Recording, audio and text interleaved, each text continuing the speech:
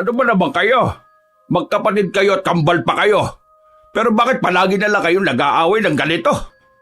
Kasi naman yung tao na yan wala namang ginawa kundi ang maging perwisyo sa bahay na ito. Ano naman ba kasi ang ginawa mo, Limuel? Wala naman akong ginagawang masama. Yang si Samuel, tamang inala lang palagi yan. Sira ulo ka pala Ikaw lang ang malapit sa bag ko kanina.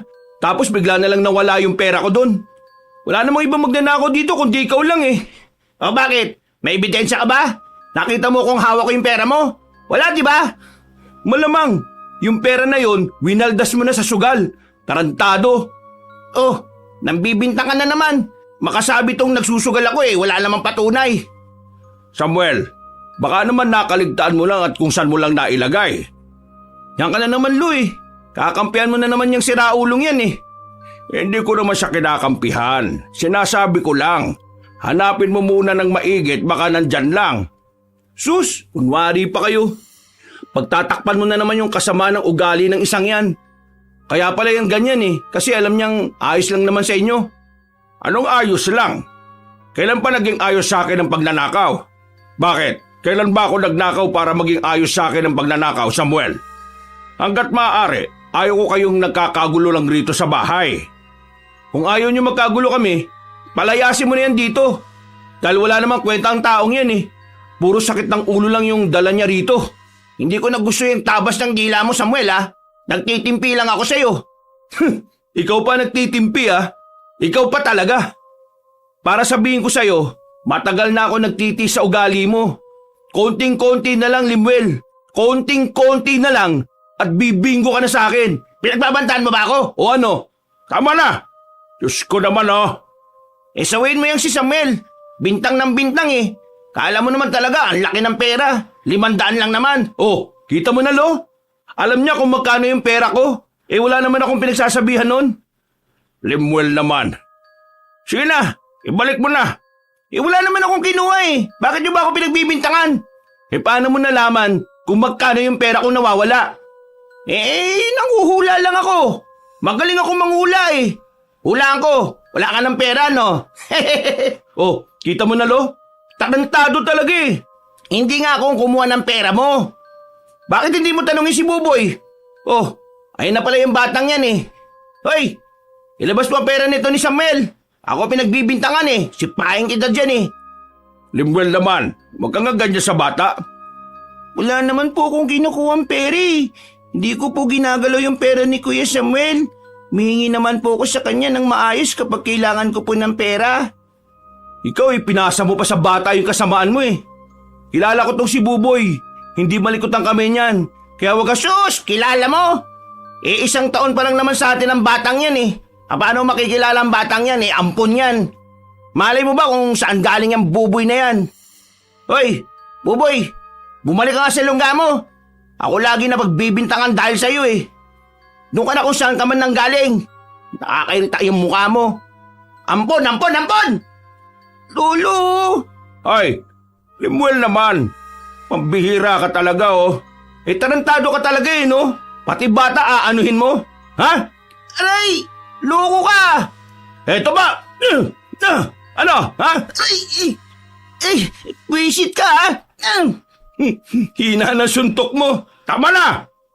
Natigil lang ang away ng dalawa nang biglang mapahawak si Mang Bitoy sa kanyang dibdib. Nahihirapan niya itong huminga. Agad namang itong nilapitan ni Samuel at ng batang si Buboy. Lo, anong nangyayari sa inyo? Nahihirapan akong huminga. Nahihilo ako. Sakit ng dibdib ko. Buboy, puntaan mo nga si Kuya Gitoy mo. Pakisabi, hihiramin ko yung tricycle. Sus, arte lang yan. Tanga ka ba? Hindi mo nakikitang nahihirapan na si Lolo? Malayo naman yan sa bituka Kung wala ka masabing matino, pwede bang manahimik ka na lang? Ngumisi at natawa na lamang si Limuel. Maya-maya lang din dumating na rin ang kaibigan niyang si Gitoy. Pinagtulungan nilang isakay sa tricycle ang matandang lalaki. Agad naman nila itong naitakbo sa ospital. Nang nasa ospital na, ano na naman ba kasi nangyari? Itong kambal kong siraulo ninakaw na naman yung pera ko. Bakit ba kasi nasa bahay niyo pa yan? Parang anay yan Sisirain niya ng sisirain yung pamilya ninyo. Ipakulong niyo na. Ipakulong? Asa ka pa. Kakampiyan na naman ni Lolo yan. Magmamakaawa na naman si Lolo sa akin na huwag kong ipakulong gaya nung nangyari dati. Kasalanan din naman kasi ng Lolo mo eh. Pinagbigyan niya kasi ng pinagbigyan. O tingnan mo ngayon, pati siya napiperwisyo. Hindi ko na nga rin alam ang gagawin ko eh. Kung hindi nga lang ako naaawa kay Lolo at kay Buboy, baka matagal na akong umalis sa bahay namin eh. Puro sakit ng ulo na lang yun nararanasan ko eh. Naiintindihan ko naman yung nararamdaman mo. Biruin mo, trabaho ka ng trabaho, nakaw naman ng nakaw yung kakambal mo. Ay naku, ewan ko ba? Kahit nasaan ko itago yung pera ko, nakikita pa rin ng siraulo. Kung gusto mong safe ang pera mo, ipatago mo muna sa akin. Wala rin akong tiwala sa iyo eh. Isa ka pang magastos eh. At least, hindi ko pinagsusugal. Bumuntong hininga na lamang si Samuel at saka napasandal na lamang sa gilid. Mga ilang sandali lang, lumabas na rin ang doktor at sinabing nasa maayos namang kalagayan na ang kanyang lolo. Tumaas lang daw ang dugo nito at dahil na rin sa sobrang stress. Olo, kumusta ang pakiramdam niyo? Ay ayos naman na. Wala namang seryosong nangyari sa akin. Kung kaya nang umuwi, uuwi na tayo. Pero kung hindi pa, i-admit na kita. Admit? Wala naman ako malalang sakit eh. Kailangan ko lang daw magpahinga. Lo, pasensya na kanina. Hindi ko lang napigilan yung sarili ko eh. Naiintindihan ko naman ang nararamdaman mo. Huwag ka mag-alala. Kakausapin ko si Lemuel mamaya. Wag na ho. Ipahinga nyo na lang yan. Baka mas lalo lang kayo may stress kapag nakausap nyo pa yung... Baka mas lalo lang kayo may stress kapag nagkausap pa kayong dalawa. Galit ka ba sa akin? Masama lang ang loob ko sa inyo. Pero hindi ito yung tamang pagkakataon para pag-usapan yung bagay na yun. Iuwi na muna kita para mas makapagpahinga ka na maayos. Naghihintay si Gitoy sa labas eh. Ihahatid niya tayo pa uwi. Tumango na lamang ang matandang lalaki. Ngumiti na lamang ito ng papilit. Maya-maya lang din ay bumiyahin na rin sila paalis. Nang makarating na sila sa bahay nila, wala na roon ang lalaking si Lemuel. Ubos ang pagkain sa lamesa. Ayon sa batang si Buboy, kinain yun ni Lemuel at nagsama pa talaga ng mga barkada. Gustong sumabog sa galit ni Samuel. Pero kinalma na lamang niya ang sarili niya alang-alang sa kanyang lolo Bitoy. Kinagabihan, Kuya Samuel, saan ka po pupunta? Napansin siya ng batang si Buboy nang papalabas na siya ng bahay nila. Lumapit muna siya rito at ginulo ang buhok ng bata. Diyan ka lang, sa sideline muna ako. Kailangan natin ng pera eh. Sa susunod na linggo pa kasi ako makakapasok. Kuya Samuel, pasensya na po. Wala po akong may bigay na pera. Ano ka ba? Di mo naman kailangan magbigay ng pera, no? Ang bata-bata mo pa. Ang kailangan mong gawin, mag-aral ka ng maigi. Para kapag nakapagtapos ka na, may magandang kinabukasan ka at mabibili mo lahat ng gusto mo. Paglaki ko po, tutulungan ko po kayo para makaahon po tayo sa hirap. Huwag mong isipin yan. Paglaki mo, magpundar ka para sa sarili mo. Kami, ayos lang kami. Kailangan problemahin yung problema namin, no? Matapos ang pag-uusap na yon, ay umalis na rin ang binata. Pinuntahan niya ang bahay ng kaibigan niyang si Gitoy. Isasama kasi niya ito sa pinag-e-extrahan nito. Oh, kanina ka pa ba dyan? Hindi naman, mga 10 minuto na siguro. Pasensya ka na ah. Nagtalo pa kasi kami ni Mama at ni Papa eh. Bad trip ngayon si Erpat kaya yan. Hindi ako makakagamit tuloy ng tricycle. Ayos lang ba sa'yo na lakarin na muna natin patungong sakayan? Oo naman. Sanay naman ako maglakad eh. Bawi na lang ako next time. Di na kailangan. Ano ka ba? Para ka naman bago ng bago eh. Naglakad na lamang ang dalawa. Dumaan sila sa medyo liblib dahil ayon kay Gitoy, mas malapit ang daan doon patungo sa terminal. Aminadong medyo kabado si Samuel kapag dumaraan siya sa mga madidilim na lugar. Kaya para mabawasan ang kanyang takot ay nag-isip na lamang siya ng kanilang pag-uusapan. Tagabantay lang ba tayo dun sa peryahan? Ano pa yung iba nating gagawin? Oo, wala namang ibang sinabi sa akin si boss eh. Ang sabi, babantayan lang natin yung mga nagtataya. May mga siraulo kasi minsan kumukubra ng panalo kahit hindi naman tumaya eh. Ganun pala yun. Kaya mo ba ng ganun trabaho? Oo naman, Madali lang naman pala eh. Medyo hindi ganun kalaki ang sahod pero kesa wala naman. Binilisan na lamang nila ang kanilang lakad. Agad na rin naman silang nakarating sa terminal. Ilang minutong biyahe lang ay nakarating na rin sila sa peryahan. Ang dami ng tao. Nang pumunta na sila sa color game, sinalubong sila ng banas na matanda. Pambihira naman Gitoy. Ano ba? Bakit ngayon ka lang? Usapan natin alas 7 Alas 8 na Mababaliw na ako kakasikaso dito. Pasensya na po, nagka-problema lang. Visit naman tong tao na to. Pasalamat ka ba tinanggap kita rito kasi sabi mo kailangan mo ng sideline. Sino ba yung kasama mo? Yan na ba yung sinasabi mo makakasama mo? Opo, si Samuel po. Wala naman akong pakialam sa pangalan niya. Bilisan niyo na at marami ng tao. Visit na to. Nagmamadaling lumapit ang mga kaibigan sa mga taong nagkakagulo sa color game. Hilong-hilo si Samuel noong mga sandaling yon. Habang nasa kalagitnaan siya ng trabaho, bigla na lang may sumapak sa kanya. Tumba agad si Samuel. Nakaramdam siya lalo ng hilo. Pagtingin niya, may isang lalaki na galit sa kanya. Ayon sa lalaki, kinupitan daw niya ang pera ng lalaking yon. Hindi malaman ni Samuel kung papaanong nangyari yon. Hindi naman niya kasi kilala yung lalaki. Mabuti na lang ay naawat naman sila kaagad. Mabilis namang umalis ang lalaking sumuntok sa kanya. Wisit naman! Bawin mo na nga yung kaibigan mo! Nagugulo pa itong laro ko eh. Palaway pala yan. Baka mangupit din yan dito Halika na nga muna rito pre. Hinila siya ni Gitoy papunta sa gilid. Napahawak na lamang si Samuel sa labi niya. Pre, kilala mo ba yun? Hindi ko kilala yun. Wala rin ako nakakaaway. Kaya hindi ko nga alam kung... Teka, pareho tayo nang iniisip. Wisit talagang Limel yun May ginawa na naman siguro siyang katarantaduhan at ako na naman ang napagbintangan. Baka naman mag-away pa kayo niyan. Kagagaling lang ng ospital ng lolo nyo. Hindi ko na kayang tiisin pre. Nakakapuno na ng pasensya.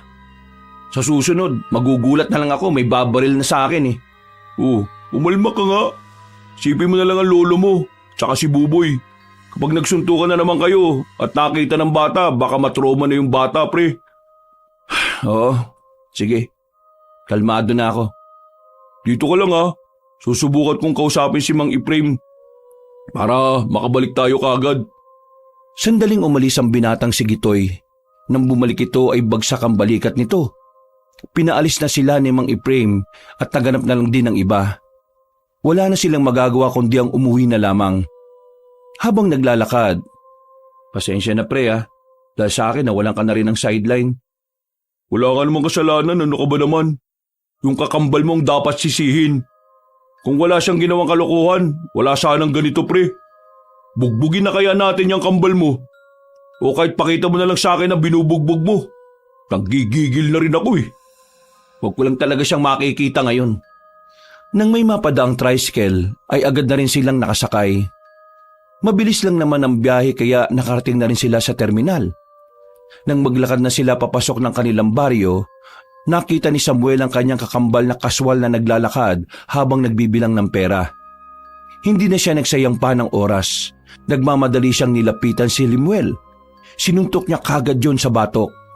Nang matumba ang binata, umibabaw siya at saka pinagsusuntok pa yon ng marami.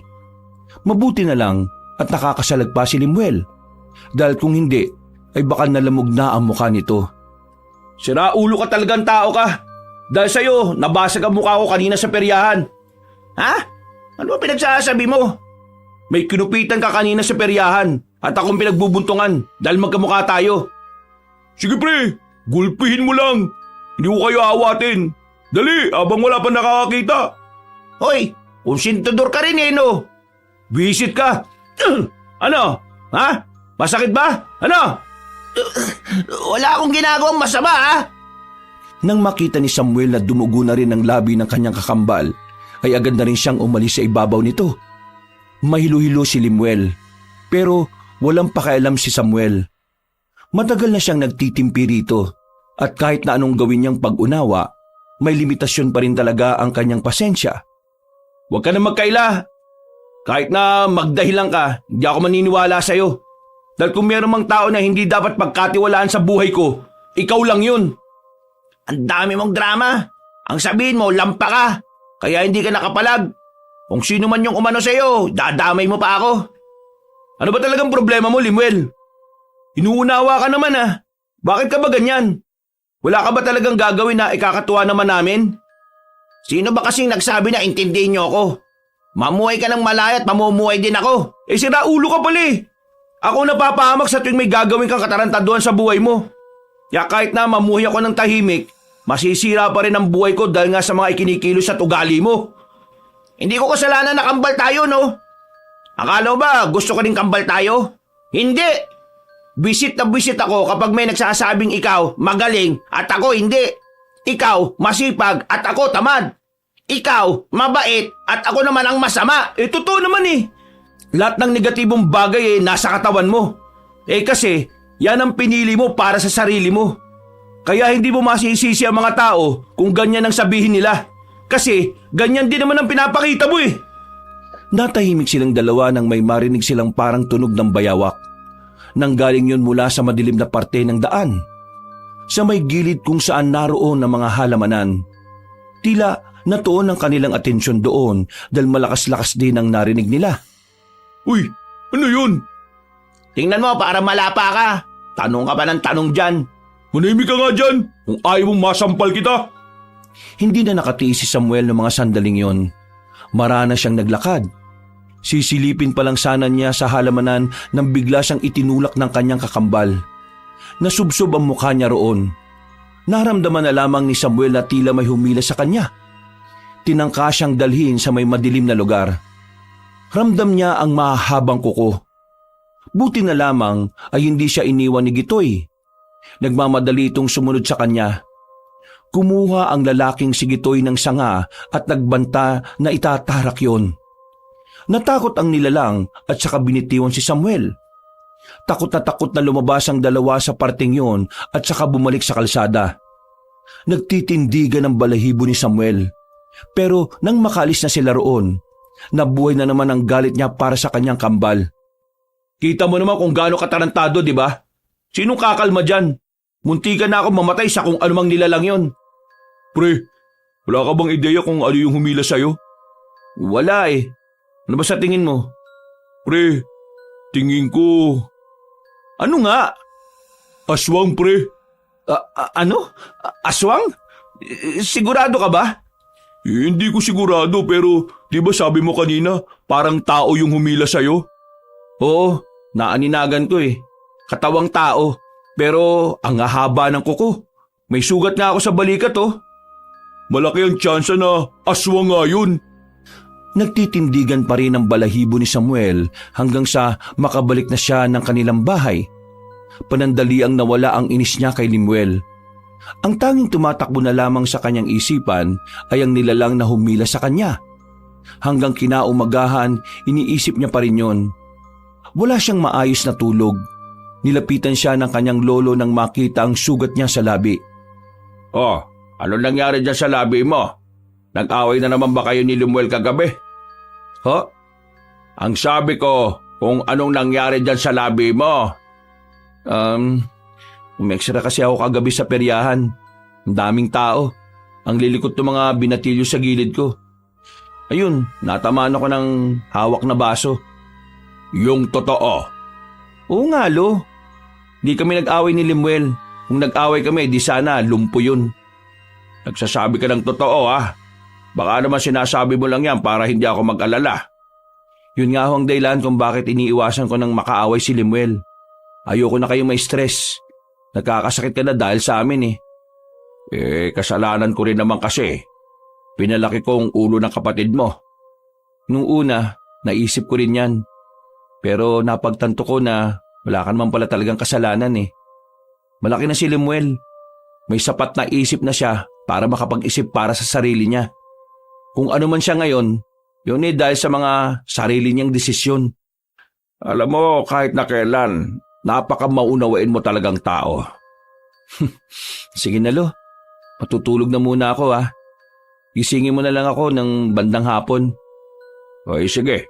Mukhang puyat na puyat ka kagabi eh. Napangiti na lamang si Samuel ng mga sandaling yon. Mahimbing ang tulog ni Samuel. Tuloy-tuloy ang tulog niya hanggang sa kusa na nga lang siyang magising bandang 4:00. Paglabas niya ng kanyang silid, walang tao sa bakuran nila. Pati ang lolo niya na kagagaling lang sa sakit, wala rin doon. Lumabas siya ng kanilang bakuran at kaunting lakad lang, nakita niya si Gitoy. May daladalang balde. Alam niyang pupunta yun sa ilog para mag-igib ng tubig. Oh, wala na naman bang tubig? Oo pre, nawala na naman ng tubig. Baka bukas pa raw ng umaga babalik eh. Ay sige, hintayin mo ako, sasabay na ako. Kahit kakagising lang, ay agad na kumuha ng timba si Samuel. Nagmamadali silang makarating ng ilog. Kakaunti pa lang ang taong naroon. Doon tayo sa pinakaunahan. Dito na, parehong tubig lang naman yung nandito at yung nandun eh. Mas maganda doon sa unahan para makasiguro tayong malinis yung makukuha natin. Minsan kasi may mga siraulong nasa unahan tapos iihi sa ilog. E di marumi yung makukuha natin kung dito tayo sa dulo. Sa bagay nga naman oh. Pagdating nila sa unahan, agad silang sumalok ng tubig. Pinuno nila ang tig-2 timba na kanilang daladala. Aalis na sana sila roon nang meron silang napansin na kakaiba. May mga nakita kasi silang mga kalalakihan na papasok ng kagubatan.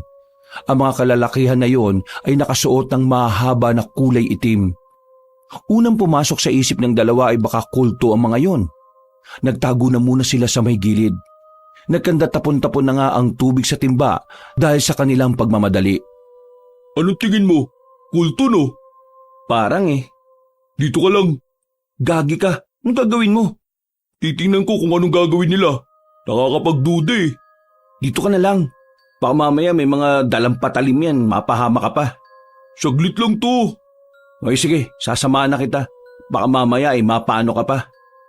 Maingat ang ginawa nilang pagsunod sa mga kalalakihan.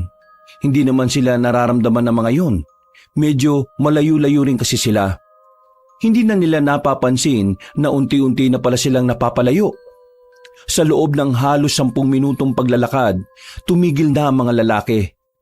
Ang lugar kung saan naroon ang mga yon ay parang abandonadong sementeryo. Isang sementeryo na hindi naman kalakihan. Pre, sementeryo to ah. Anong gagawin nila dyan?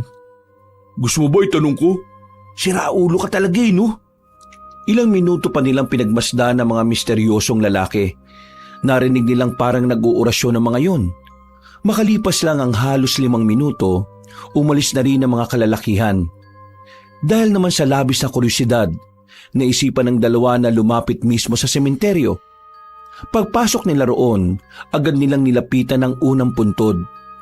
Binasa nila ang nakaukit na pangalan kahit medyo burado na yon. Ang tanging malinaw lamang doon ay ang nakalagay na supremo na mga aswang. Pre, libingan yata ng mga aswang to eh. Kaya nga eh, mukhang kailangan na natin umalis dito. Baka mamaya kung ano pa mangyari sa atin dito. Paalis na sana sila nang mapansin nilang may mga nakaalay na alahas sa harapan ng bawat puntod. Nang tingnan nyo ni Gitoy, nalaman nilang mga ginto ang mga yon. Pero kahit na may pagkakataon sila para kunin yon, hindi na lamang nila ginawa. Natatakot sila na baka balikan sila ng mga aswang sa oras na malaman ng mga yon na may kinuha sila. Nagmamadali silang makaalis doon. Nilisan nila ang abandonadong sementeryo nang walang nakakaalam na nanggaling sila roon. Kabado at tensyonado ang dalawa. Balisa sila nang makabalik na rin sa ilog. Ipagsasabi ba natin yung tungkol doon? Wag! Kapag maraming nakaalam ng libingan na yun, may tuturo na tayo ang nagsabi sa mga tao. Baka hanapin tayo ng mga aswang. Oy sige, ilihim na lang muna natin. Nung umagang yon ay naging tahimik lamang si Samuel. Sa halip na maghahanap sana siya ng sideline habang wala pang regular na trabaho niya, mas pinili na lamang niyang huwag umalis ng bahay. Kahit wala naman siyang ginagawang masama, nababahala siya na baka bigla na lamang may lumapit na aswang sa kanya. Kinagabihan, Lo, hindi pa ba uuwi si Buboy? Mag-aalas 8 na ah. Ihatid naman sila ni paring Nolan dito eh. Siguro mas mabuti pa sunduin ko na. Hindi na, dito ka na lang. Magpapagod ka pa. Nakamotor naman sila eh. Susundin ko na lang po. Malapit lang naman eh. Gagastos pa ng gasolina eh, pwede ko naman lakarin. O siya, sige, ikaw ang bahala. Palabas na sana ng bahay si Samuel na makasalubong niya sa pintuan si Lemuel. Amoy alak ang lalaki. Nakangiti na naman ito na para bang handa na naman mambwisit. Lo, meron akong sasabihin sa'yo. Oh, nakainom ka na naman. Ang mabuti pa matulog ka na. Alam mo ba tong si Samuel?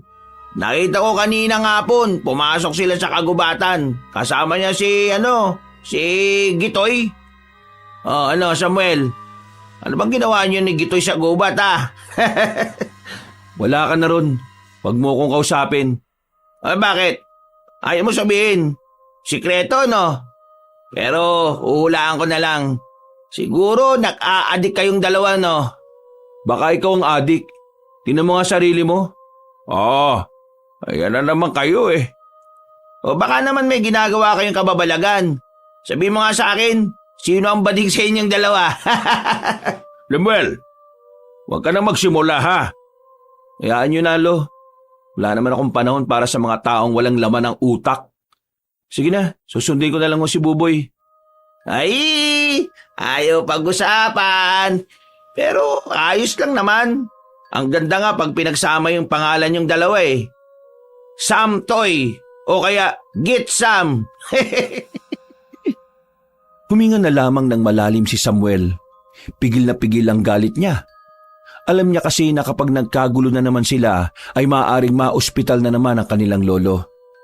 Umalis siya ng bahay ng mainit ang ulo, pero itinoon na lamang niya ang atensyon sa pagsundo kay Buboy. Maya-maya pa, narating na rin niya ang bahay kung saan naroon ang bata. Boy, kailangan mo na umuwi. Bukas naman ang laro. Gusto ko po sana kalaro si Kimberly, pero uuwi na pala. Anong oras na rin kasi? Kuya, hindi po ba tayo sasakay? Hindi na. Wala na masasakyan din eh. Isa pa, malapit lang naman. Kasi sabi po ni Kimberly, meron daw po kasing halimaw na nagpapakita sa daan natin eh. Nako, tinatakot ka lang ni Kimberly para hindi ka umuwi, no? Narinig ko rin po kasi sa tatay at nanay niya. May raw po. Ano? Aswang daw po eh. Alin? Aswang po. Narinig ko po sabi ng papa at mama niya, baka raw po may aswang na dito sa atin. Hindi na nakapagsalita pa ang lalaking si Samuel. Pero aminado siya na nakakaramdam na naman siya ng takot. Kahit na hindi naman malamig ang klima nung oras na yon, ginaw na ginaw ang pakiramdam niya. Binilisan na lamang niya hanggang sa makarating na nga sila sa kanilang bahay. Hindi maiwasan ni Samuel na hindi mabahala. Kahit na alam naman niyang wala siyang ginagawang masama, pakiramdam niya ay nasa panganib ang kanyang buhay. Ilang araw pa ang nakalipas. Napapansin ni Samuel na ang daming pera palagi ng kanyang kakambal. Nahihiwagaan na siya kay Lemuel. Wala naman kasing trabaho ang isang yon. Dahil sa labis na kuryosidad, pinasok ni Samuel ang silid ng kanyang kakambal. Hinalungkat niya ang mga gamit. Nakita niyang ang daming pera ng binata. Hindi na muna niya kinausap si Lemuel. Nag-obserba muna siya sa lalaki. Ilang araw pa ang nakalipas, nakita niya itong papaalis ng bahay kahit na alanganing oras na ng gabi. Sinundan niya ang kanyang kakambal. Habang naglalakad, napapansin niyang pamilyar na ang lugar na kanilang dinaraanan. Lintik na to. Papunta na to sa abandonadong sementeryo ah. Hindi kaya tama ang hinala ko? Hindi niya tinigilan si Lemuel sa kakasunod hanggang sa tuluyan na nga niyang natuklasan kung saan galing ang pera ng kanyang kapatid. Nakita mismo ng dalawang mga mata niya na binubungkal ni Lemuel ang isang puntod. May daladala pala itong pala. Mga ilang sandali lang, naramdaman na lamang nila na meron ng paparating. Nakuha na rin ni Lemuel ang gusto niya. Nauna na yung umalis. Habang si Samuel naman sandali pang natigilan doon sa takot na baka makita siya ng mga nakaitim na lalaki. Narinig niya pa ang mga kalalakihan na yon ay isang miyembro pala ng mga aswang. Lintik, munti ka na ako dun ah. Nakahawak pa siya sa kanyang dibdib dahil sa sobrang kaba. Hindi na siya nagsayang pa ng oras. Nilisan na rin niya ang lugar na yon. Naisipan na lamang niyang umuwi sa kanilang bahay. Pagdating niya roon, nakita niya si Lemuel na nasa bakuran na nila.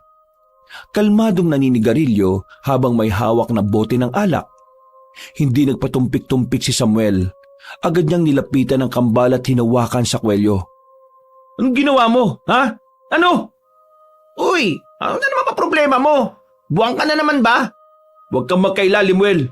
Alam ko na kung saan nanggagaling ang pera mo. Malamang sa pagod at pawis. Doon naman nagmumula ang pera, di ba? Maliban na lang kung bibigyan mo ako, edi sa'yo galing. Tarantado ka talaga no? Alam mo ba kung kanino mga bangkay ang ninanakawan mo, ha? Alam mo? Ang hindi ko alam ay yung sinasabi mo. Ano bang sinasabi mo, Samuel? Yan ang epekto kapag umiibig ka sa kapwa mo lalaki. Iwalay na ba kayo ni Gitoy? Visit ka talaga! Oh, ano? Susuntukin mo ako? Ipapalo ko sa mukha mo to. Punong-puno na ako sa iyo, Samuel, ha? Hoy, ano na naman bang nangyayari dito? Ito nga po nyo Kung ano-ano na naman pinagbibintang sa akin. Nagnanakaw daw ako sa bangkay. Anong mananakaw ko ron? Alam mo, Lo, itong si Samuel, lulong na. Lo, totoo sinasabi ko. Sinundan ko siya ngayon lang. Nakita ko talaga. Kaya ka nagkakaganyan kasi ikaw yung walang trabaho Inggit ka lang sa akin kasi meron ako na pagkakakitaan. Tigilan mo na nga ako, Samuel. Para kang bata na naiinggit Sabihin mo lang kasi kung gusto mo ng pera, mamimigay naman ako Kailangan mo pa talagang gumawa ng kwento no? Hindi ako naiinggit sa'yo kasi wala namang kaiinggitan sa'yo. Lo, maniwala kayo. Itong si Lemuel, pinagnanakawan yung puntod ng mga patay sa abandonadong sementeryo. Ano? Abandonadong sementeryo? Oo, Lo. Hindi ka maniniwala sa mga sasabihin ko. Yung abandonadong sementeryo na yon, dinalaw ng mga lalaking nakaitim. At narinig ko kanina na ang mga lalaking yun pala ay mga aswang. Ano? Mga aswang? Tingnan mo, Lo. Sira ulo talaga tong apo ninyo no? Paano ko ba naging kakambal to kung maluwag ang tornilyo nito sa ulo? Ibalik mo kung anong kinuha mo. Ano? Ang sabi ko, ibalik mo sa mga bangkay na yon kung ano man ang kinuha mo. Huwag niyong sabihin na naniniwala ka sa taong ito. Totoo sila. Totoo ang aswang. At ang abandonadong sementeryo na yon ay libingan ng mga aswang. Teka, Lo. Alam niyo rin po yun? Oo. Isa ako sa mga nakasama sa pagtatayo ng sementeryo na yon. At ang una at huling mga bangkay na inilibing doon ay mga aswang. Nang malaman na aswang ang mga inilibing doon, umalis na kagad kami. Sa pagkakaalam ko, ang mga alahas o ginto na inilalagay nila sa mga puntod ay parte ng kanilang ritual. Naniniwala kasi sila na sa mga mamahaling bagay na kanilang iaalay, mas magiging malakas ang kaluluwa ng mga yumao nilang kamag-anak. At kapag malakas ang kaluluwa, mas madali nilang maibabalik ang buhay. Kalokohan naman itong maglolo na to. Ano ba pinagsasabi niyong dalawa dyan? Aswang-aswang ang potek. Lemuel, ibalik mo sa kanila kung ano ang para sa kanila. Baka malagay sa panganib ang buhay mo niyan. Buti nga sana kung buhay niya lang Paano kung pati ako madamay na naman? Tapos kayo ni Buboy, di ba? Di nag-iisip tong siraulong to Bakit ako mag-iisip? Kayo-kayo lang naman ang nagsasabing may aswang. Hindi totoong aswang, no? Nagpapaniwala kayo dyan. Gawa-gawa lang yan ng mga taong walang pera. Si Lolo na nagsabi, totoong aswang. Mas marunong ka pa wala ka namang alam. Basta, wala akong ninakaw. Wala akong pinuntahang sementeryo. At higit sa lahat, walang aswang. Kaya tigilan nyo na ako sa ganitong usapan, no? Gusto ko mag-relax kasi nakakapagod ang trabaho ko. Pakiusap lang Ayaw ko rin naman ng gulo. Hindi mo ako maloloko, Lemuel. Nakita kita kanina. Ay naku, bahala ka. Ikaw naman yan Hindi naman kita pipilitin kung ayaw mong maniwala. Basta ako, nagsasabi ako ng totoo. Kapag may nangyaring masama sa buhay namin dahil sa kagagawan mo, itong tatandaan mo, mayayari ka sa akin. Naku, nakakatakot naman yan. O na, sabi mo Ikinalma na lamang ni Samuel ang kanyang sarili. Ayaw na rin kasi niya magdulot yun ng stress sa kanilang lolo. Pumasok na lamang si Samuel sa loob ng bahay. Uminom siya ng tubig at bumuntong hininga. Si Lemuel naman ay lumabas na naman ng bahay.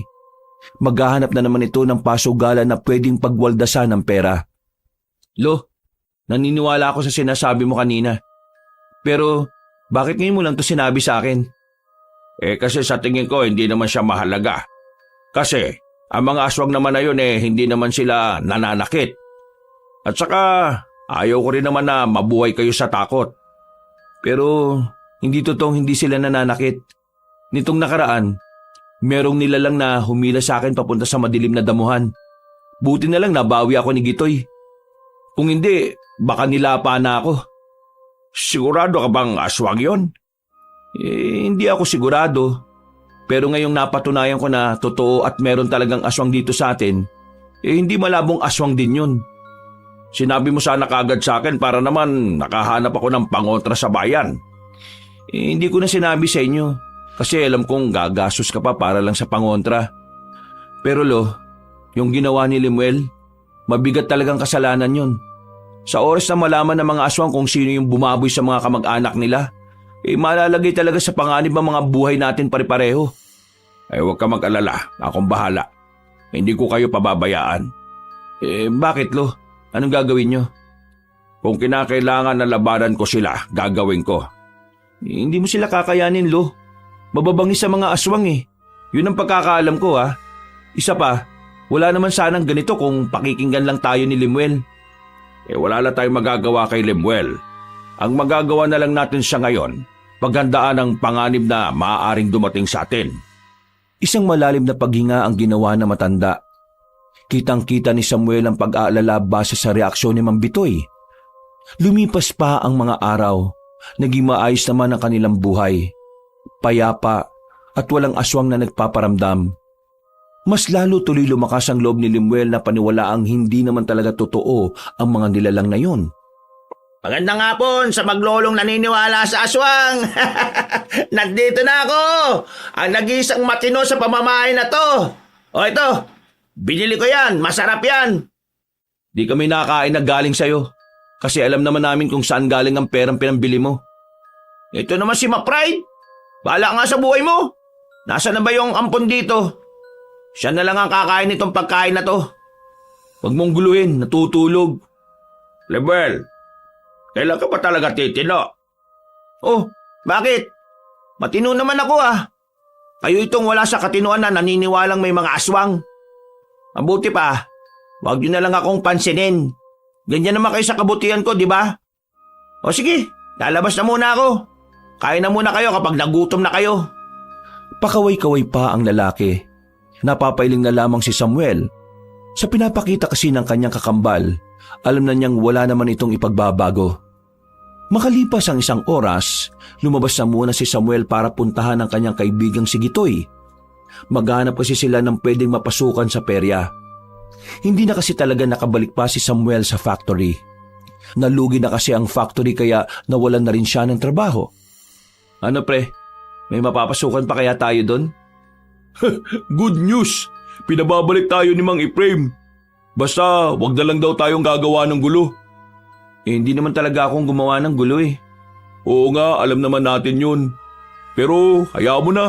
Ang malaga, magkakaroon na tayo uli ng sideline. Pre, meron nga pala akong ikukwento sa'yo. Tumigil si Samuel sa paglalakad at gumilid na muna sila. Huminga ito ng malalim. Tumingin-tingin muna sa paligid kung may ibang makakarinig. Nang masigurong sila lamang ang naroon, agad na rin niyang ikinuwento sa kaibigan niya ang mga nangyari. Maging si Gitoy ay hindi rin makapaniwala. Sira ulo! Bakit niya ginawa yun? Imposibleng hindi niya alam na mga aswang yung mga naroon. Kinakabahala ko nga ito Si Lolo at si Buboy, baka mamaya mapahamak pa sila. Ay nako, pambirang buhay naman kasi talaga Sa dami ba naman kasi ng magiging kakambal si Lemuel pa? Kasalanan ng mga magulang niyo yan Maling posisyon yata nagawa nila kaya yung kapatid mo sira ulo. Nakarating naman sa peryahan ng dalawa at nakapagsimula ng trabaho ng mapayapa. Swabe ang kanilang pagtatrabaho. Makalipas lang ang ilang oras, natapos na rin sila. Nag-uuwian na rin ang mga tao. Pinalapit sila ni Mang Efraim para ibigay ang kanilang sahod. Eto. Dahil maayos kayo ngayon, tatagdagan ko ng 100. Uy, yun oh. Salamat boss ha. Ilang gabi pa tayo rito bago ang pista. Kung magiging ganito kayo palagi, baka matuwa ko sa inyo at dagdagan ko pa yan. Nako, maraming salamat, boss. Kakambal mo talaga yung kaaway ng isa nung nakaraan? Opo, kambal ko po. Napagkamalan lang ako. Kung ako sa'yo, dapat binabaon mo na sa lupa yung kakambal mo kung masama ang ugali. O kaya, ipakain mo na lang sa aswang. Boss, naniniwala ka ba sa aswang? Napatigil si Mang Efraim sa narinig. Hininto nito ang pagbibilang ng pera at marahang tumingin sa kanila. Bumuntong hininga ang matandang lalaki. Totoo mga aswang Nandyan lang sila. Nagkatinginan ng magkaibigan. Nakadagdag pa yun ng pangamba nila. Eto na sahod nyo. Umuwi na kayo't baka madali pa kayo ng aswang. Ito naman si boss, mapagbiro. Pero maraming salamat ulit boss ha. Tara na pre. Naglakad na lamang ang dalawa paalis. Masaya si Samuel noong mga sandaling yon. Mula kasi nang mawalan siya ng trabaho, parang yun ang unang pagkakataon na meron siyang kinita mula sa kanyang pinaghirapan. Pre, paldo-paldo tayo ngayon. Bukas ulit ha. Nako pre, maraming salamat ha. Kahit papano may ambag ako kay Lolo sa bahay. Mas dadami pa yan kapag tayo nagbantay sa color game ni boss sa mga natitirang araw bago ang pista. Pero teka, kanina pa tayo nakatayo dito Wala naman yatang dadaan na tricycle na ngayon.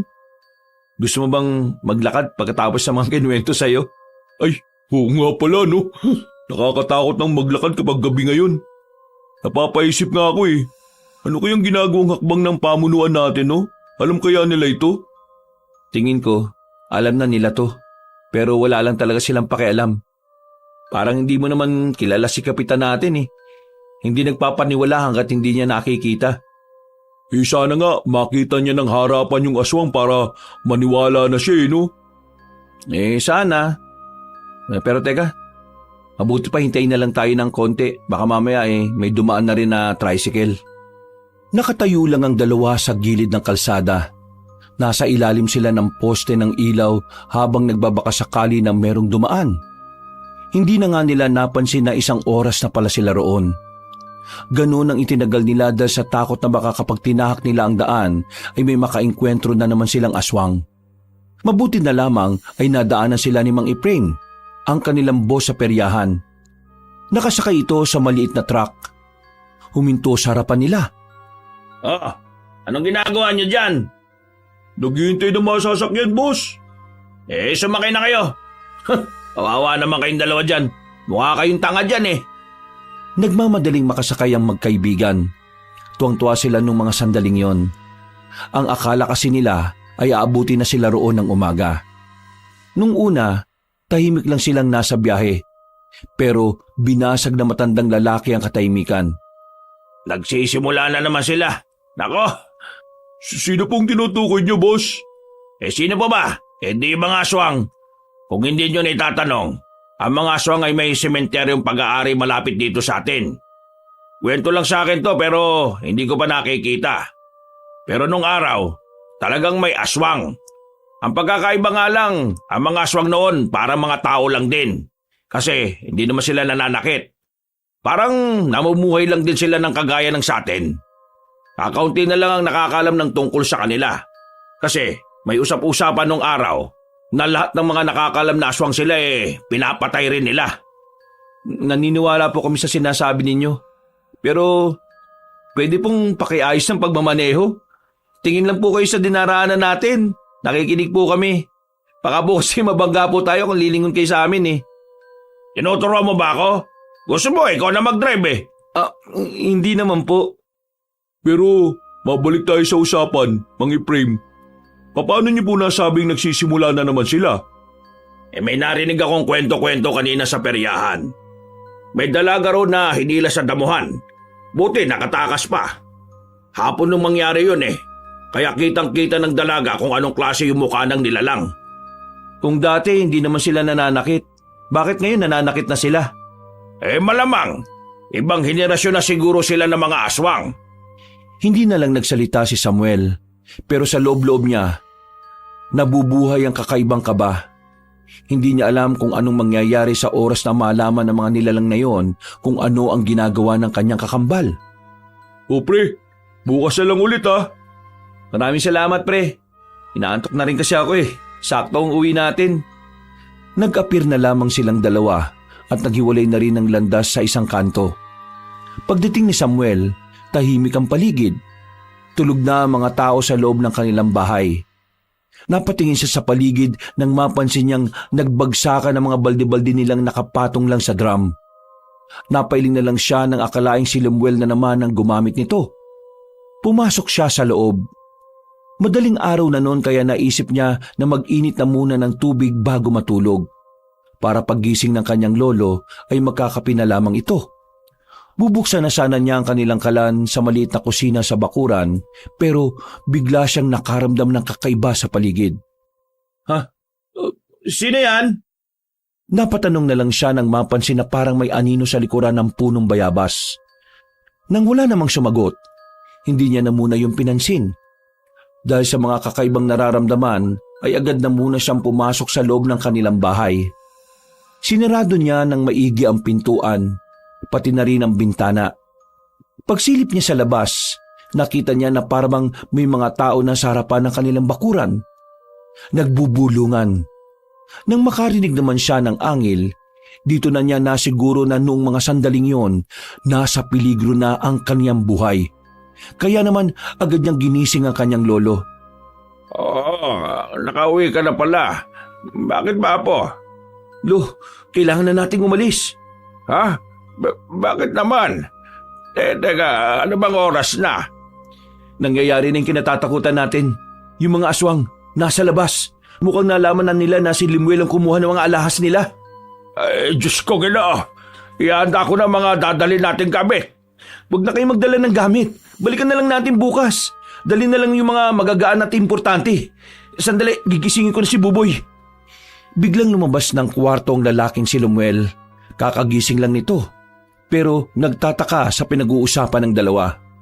Kung si Samuel lang ang tatanungin, hindi na niya isasama ang kakambal niya. Pero hindi pa rin yun matitiis ng kanyang lolo. Lemuel, sumama ka na sa amin. Nandito na yung mga aswang. Nalaman na nilang ginawa mo. Pinagsasabi nyo. Madaling araw pa lang, lakas na ng tama nyo ah.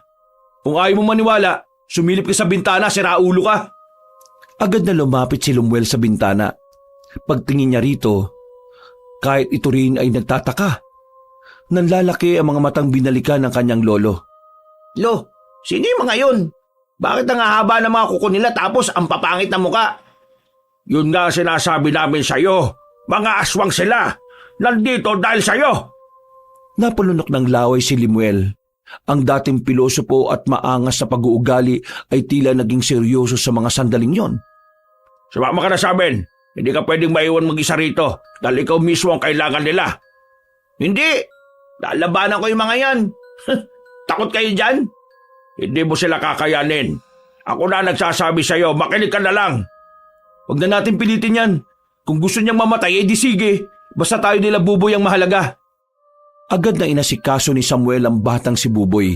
Sa uli, nagdesisyon na lang din si Lemuel na sumama sa kanila. Dahil nasa harapan ng kanilang bakuran ng mga aswang, dumaan na lamang sila sa bandang likuran. Maingat silang naglakad papunta roon. Ang kaso nga lang, tumunog ang cellphone ni Lemuel kahit hindi pa sila nakakalayo. Dahil sa tunog na yon, napukaw nila ang atensyon ng mga aswang. Sa halip na hindi maalalaman na papalis na sila sa likuran, natunugan tuloy ng mga aswang. Nako, kahit nakilan talaga pahamak ang visit kayo, no? Uy, di ko kasalanan na may cellphone ako. Teka, wala no? Hindi yun ang punto. Pinatay mo na sana muna. Huwag na kayong mag-away. Nasa alanganin na nga buhay natin nag-aaway pa kayo. Lolo, nakikita ko na po sila. Nakasunod na po sila sa atin. Lalo silang kinabahan nang makitang binubuntutan na sila ng mga aswang. Hindi nila alam kung saan sila patungo ng mga sandaling yon. Ang alam lang nila ay kailangan nilang malagpasan ng gubat na kanilang dinaraanan para makarating sa terminal. na kung saan ay inaasahan nilang maraming tao. Pero hindi umaayon sa kanila ang sitwasyon. Sa halip na makarating sila ay lalo pa yata silang napalayo. Lo, saan na ba to? Mukhang naiba ang direksyon natin, Diyos ko. Diretsyon nyo na lang yan. Lo, kaya mo bang buhatin si Buboy? Ako nang hahawak ng itak. O sige, kaya ko naman. Ipinasa ni Samuel ang bata sa matanda. Habang tumatakbo sila, palingon-lingon pa ang binata sa likuran. Maigpit ang hawak niya sa itak. Sa mga naririnig nilang angel na dinig sa kagubatan, tila mas lalong nasisilip ni Samuel ang nakaabang na kapahamakan. Pero kahit na binabalot na ng takot ang kanyang buong sistema, sinisikap niyang maging matapang dahil alam niyang siya lang naman ang aasahan ni Mang Bitoy at Buboy. Visit naman tong mga to, ang babagal. Manahimik ka nga. Sarili mo lang naman kasi ang dala mo eh. Sus, may hinang nila lang. Sa kakatakbo nila, narinig na rin nila ang hampas ng tubig sa dalampasigan. Ang pag-asa na lamang nila ay ang mga bangkero na naroon. Madaling-madali silang tumakbo. Natanaw nila na merong bangkero na naroon. Isa na lang din ang bangka na maaring magamit dahil madaling araw na yon. Lalapit na sana sila pero natigilan sila nang marinig na may malakas na angil malapit sa kinalalagyan nila.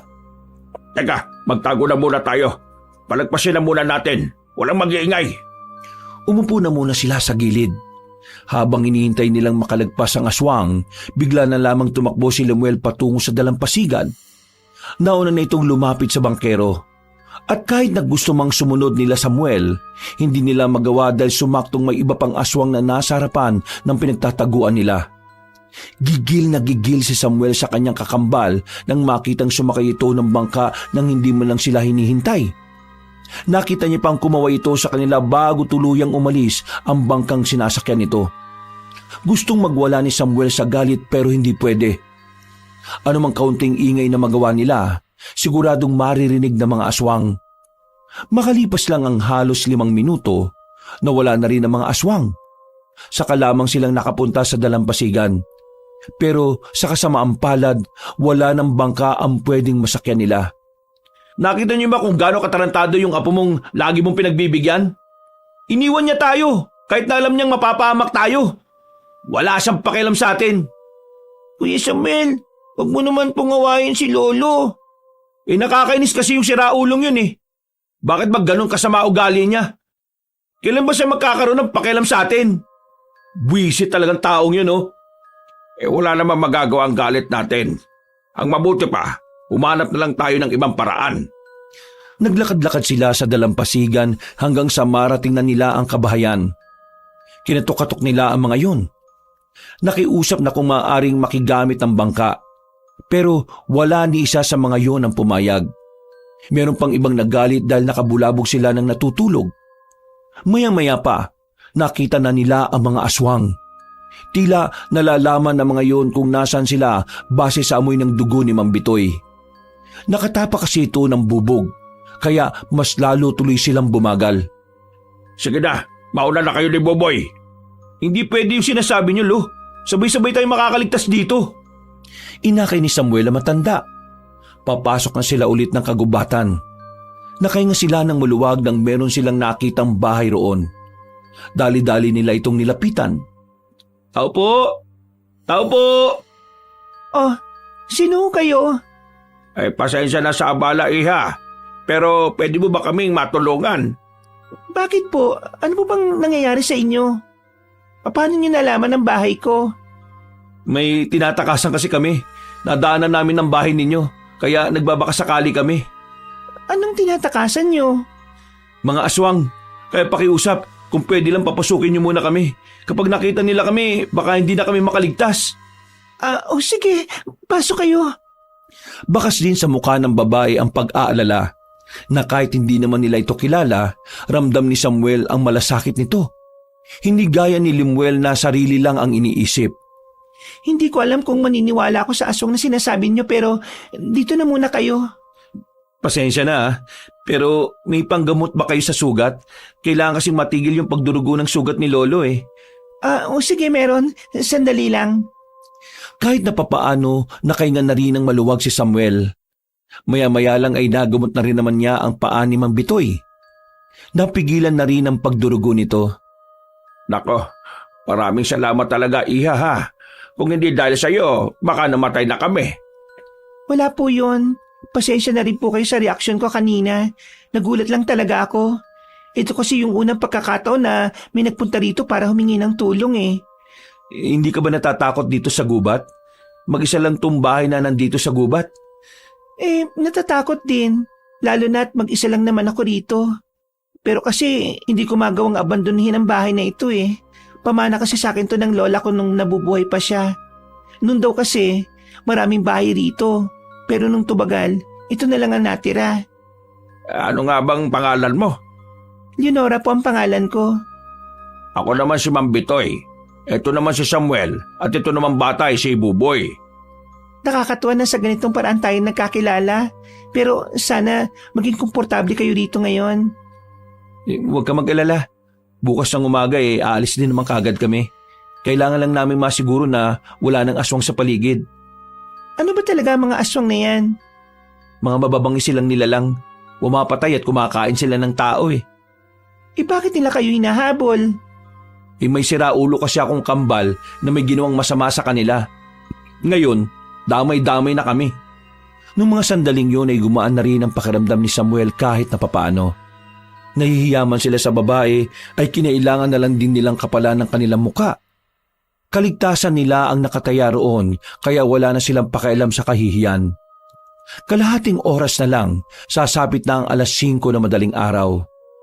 Hindi makatulog ang binatang si Samuel habang ang kanyang lola naman at si Buboy nakaidlip na sa papag.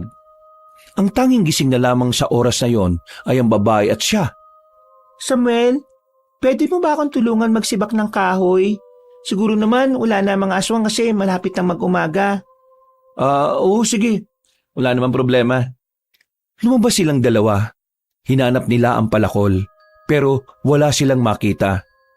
Yung itak ko na lang, nasa loob pala. Ako na ang kukuha, dito ka na lang. Ngumiti na lamang sa kanya ang babaeng si Leonora at naglakad na rin papasok ng bahay. Mga 1 minuto lang, narinig niyang may malakas na kumalabog sa loob. Kasunod nito ay ang boses ng kanyang lolo Bitoy na sumisigaw. Samuel! Nagmamadaling pumasok si Samuel sa bahay. Nadatnan niyang yakap-yakap ni Mang Bitoy ang babae. Napansin din niyang halimaw na ang itsura ni Leonora. Habang si Mang Bitoy naman ay bumpuwersang pinipigilan si Leonora wag lamang makalapit sa bata. Hindi nito pinakakawalan sa yakap ang babae. Kakainin niya si Buboy! Tumakas na kayo! Pero Lo, sige na! Mamamatay din kayong dalawa kung hindi kayo makakaalis! Lolo, paano po kayo? Sige na! Hanggat kaya ko pang higpitan ang yakap na to sa kanya! Naiiyak na lamang si Samuel nang kunin niya ang batang lalaki. Kahit labag sa kanyang kalooban na iwan ng kanyang lolo, kailangan niya yung gawin para makaligtas sila at para hindi rin masayang ang sakripisyo na ginawa nito. Habang papalayo sila, narinig pa niyang sumisigaw ang kanyang lolo. Parang dinudurog ang kanyang puso. Hindi niya mapigilan ang kanyang mga luha. Iyak lang siya ng iyak. Sa bilis ng kanyang takbo, agad silang nakalayo sa bahay na yon. Inabot na sila ng umaga. Nakahinga na rin ng maluwag si Samuel nang may makita na siyang ibang tao na naglalakad. Tulala ang binata, habang si Buboy naman ay nakahawak lang sa kanyang kamay. Kuya, kawawa naman po si Lolo. Balikan po natin si Lolo. Ayoko pong mawala si Lolo. Buboy, kailangan na natin makausad. Wala tayong kasiguraduhan kung nakaligtas si Lolo o hindi. Mapapahamak tayo kapag bumalik pa tayo ron. Hindi ko po kaya wala si Lolo eh. Iyak po ako palagi. Hinawakan ni Samuel ang magkabilang pisngi ni Buboy. Ngumiti ito ng papilit pero nangingilid na rin ang mga luha niya. Buboy, ipagdasal na lang natin na sana ayos lang si Lolo. Sa ngayon, kailangan natin makabalik sa atin at makakuha ng mga gamit natin kasi hindi na natapos ni Samuel ang kanyang sasabihin nang biglang may tumuklaw na ahas sa paa niya. Pagtingin niya, nakita niya ang kulay berdeng ahas. Agad na nakaramdam ng pagkahilo ang binata. Hindi nagtagal, natumba na rin siya. Mabuti na lamang ay may mga taong naroon. Tinulungan ng mga yon si Samuel na dalhin sa gilid. Agad na tumawag ng ambulansya ang mga yon matapos bugawin ng ahas. Hindi na alam ni Samuel ang mga sumunod na nangyari.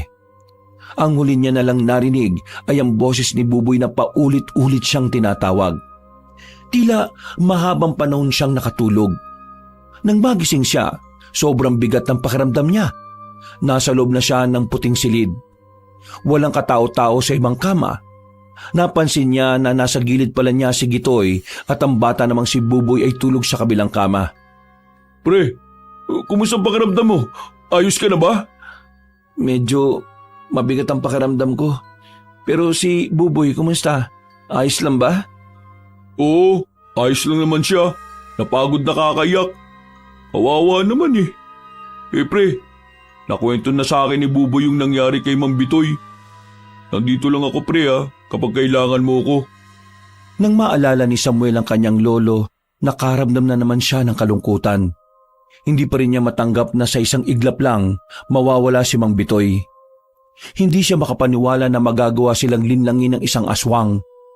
Buong akala niya kasi normal na tao lang ang babaeng si Leonora. Ay, sorry pre. Hindi ko na pala dapat binanggit. Hindi, ayos lang naman. Pero pre, nakakabigla itong mga pangyayari. Naguguluhan pa rin ako pre. Sabi lang sa akin, wala na si Mang Bitoy at kinain daw ng aswang. Pero ano ba nangyari at tumantong kayo sa ganun? Nang umuwi tayo ng madaling araw, may nararamdaman akong naaligid sa bahay namin.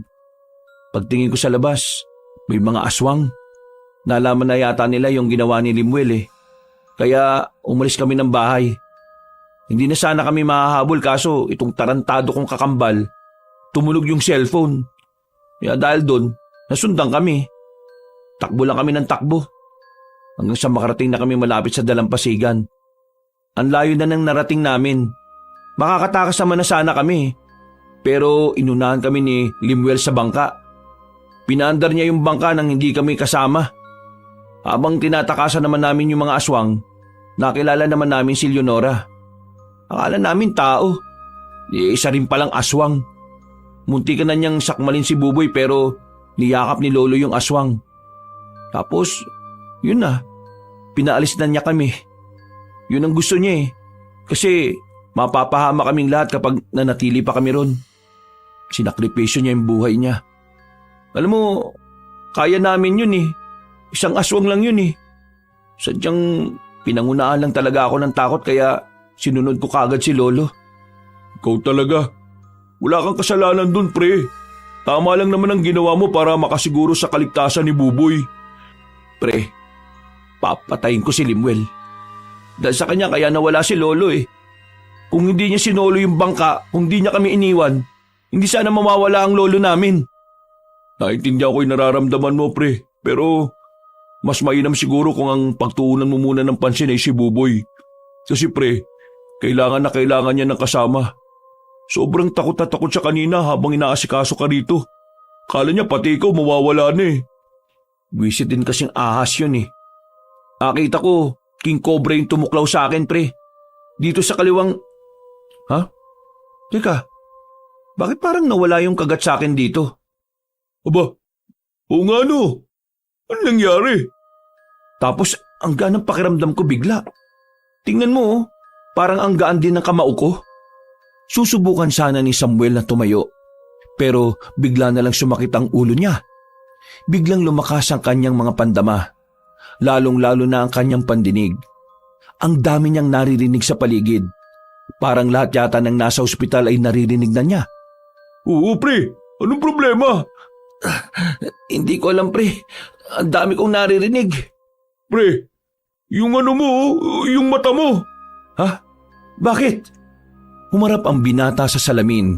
Nakita niya roon na kulay berde ang kanyang mga mata. Parang mata ng isang ahas. Nagtaka siya, kinabahan, nawindang at parang natutuliro na rin sa dami ng mga ingay na kanyang naririnig.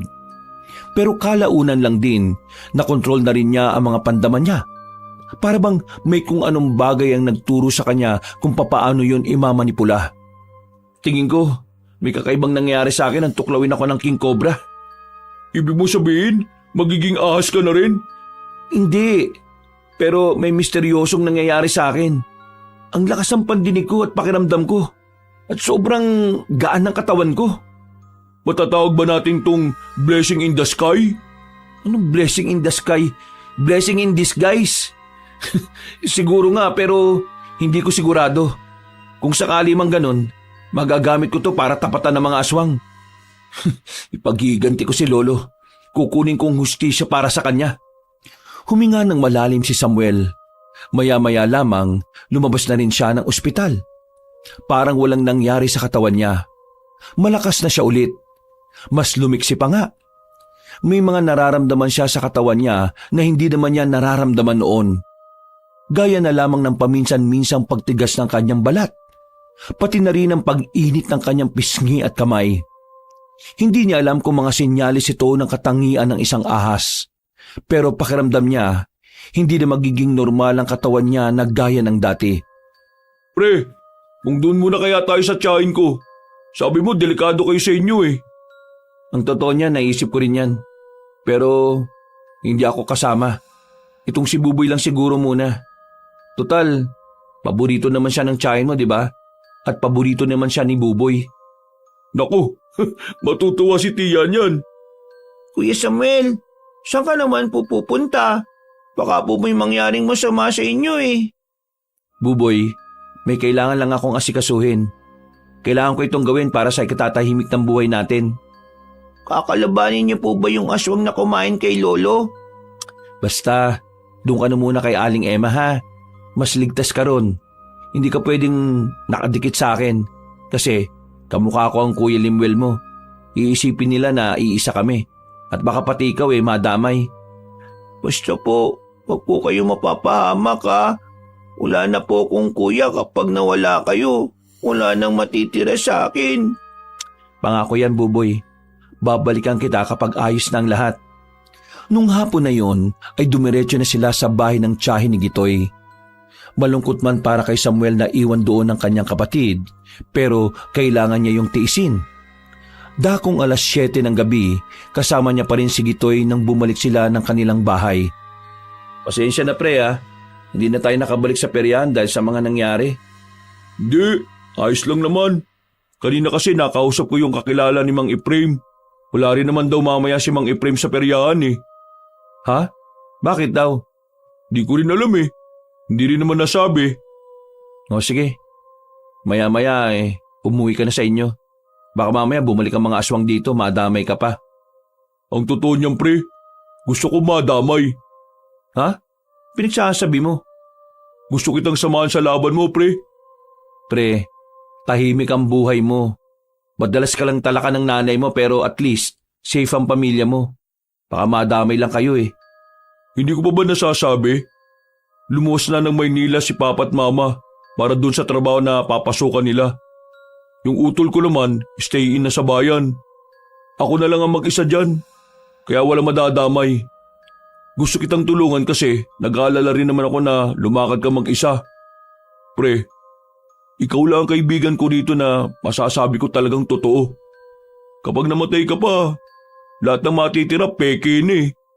Tropa lang ako kapag may pera ako. O sige na, sumama ka na. Baka umiyak ka pa eh. Yun! Makalipas ang ilang sandali, inihanda na rin nila ang kanilang tutulugan. Magkasamang dalawa sa iisang silid. Nakatago ang mahabang itak sa ilalim ng unan. Inaasahan ni Samuel na sa gabing yon, muling babalik ang mga aswang. Malakas kasi ang kutob niya. Mula kasi nang matuklaw siya ng ahas, para bang pakiramdam niya tamang lahat ng kanyang hinala. Pre, naririnig mo ba yun? Oo, malayo pa lang sila, naririnig ko na. Mukhang hindi nila ako titigilan Akala nila ako si Limuel eh. Wisit na Limuel yan. Sana kung nasan man siya ngayon, maalapa siya ng aswang. Kung sabihin natin sa mga aswang na may kakambal ka at si Limuel ang may kasalanan sa kanila. Hindi ko alam kung makikinig sila sa atin Pero susubukan natin. Huminga ng malalim si Samuel. Nilakasan na lamang niya ang kalooban ng lumapit sa pintuan. Pagbukas niya ng pintuan, may nakita na siya agad ng mga kalalakihan na nasa tapat ng kanilang bakuran. Nag-iisa lamang ang babaeng naroon. Yun ay walang iba kundi ang babaeng si Leonora. Makinig kayo sa akin mga aswang! Hindi ako ang taong kumuha ng mga alahas sa libingan ninyo. Meron akong kakambal na si Raulo eh. Siya ang may kasalanan sa inyo at hindi ako. Tingin mo ba malilinlang mo ko? Ikaw lang ang malilinlang at hindi ako. Oo, tama ka. Nalinlang mo ko. Napaniwala mo kami na normal na tao ka lang. Masyado kami nagpadala sa pagiging maamo na mukha mo. Ano, masaya ka na ba? At nakain mo ang lolo ko? Nakain? Sino nagsabi na kakainin ko? Matandang yon. Makunat na yon. Kung ganon, nasaan ang lolo ko? Kung iniisip mong nakatakas siya, nagkakamali ka. Nasa pugad siya ng mga aswang. At anumang araw ngayong linggo, gagawin na rin siyang kagaya namin.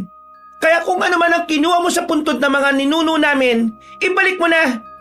Baka sakaling magbago ang isip ng mayora naming mga aswang. Sinabi ko na nga sa inyong hindi ako yun eh. Kung gusto niyo ng katunayan, pwede ko naman. Wala kaming tiwala sa mga tao. Kaya kahit anong tanggi mo, wala kayong mapapala.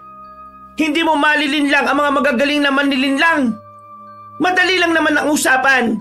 Ibalik mo ang kinuha mo sa mga ninuno namin at aalis kami ng payapa.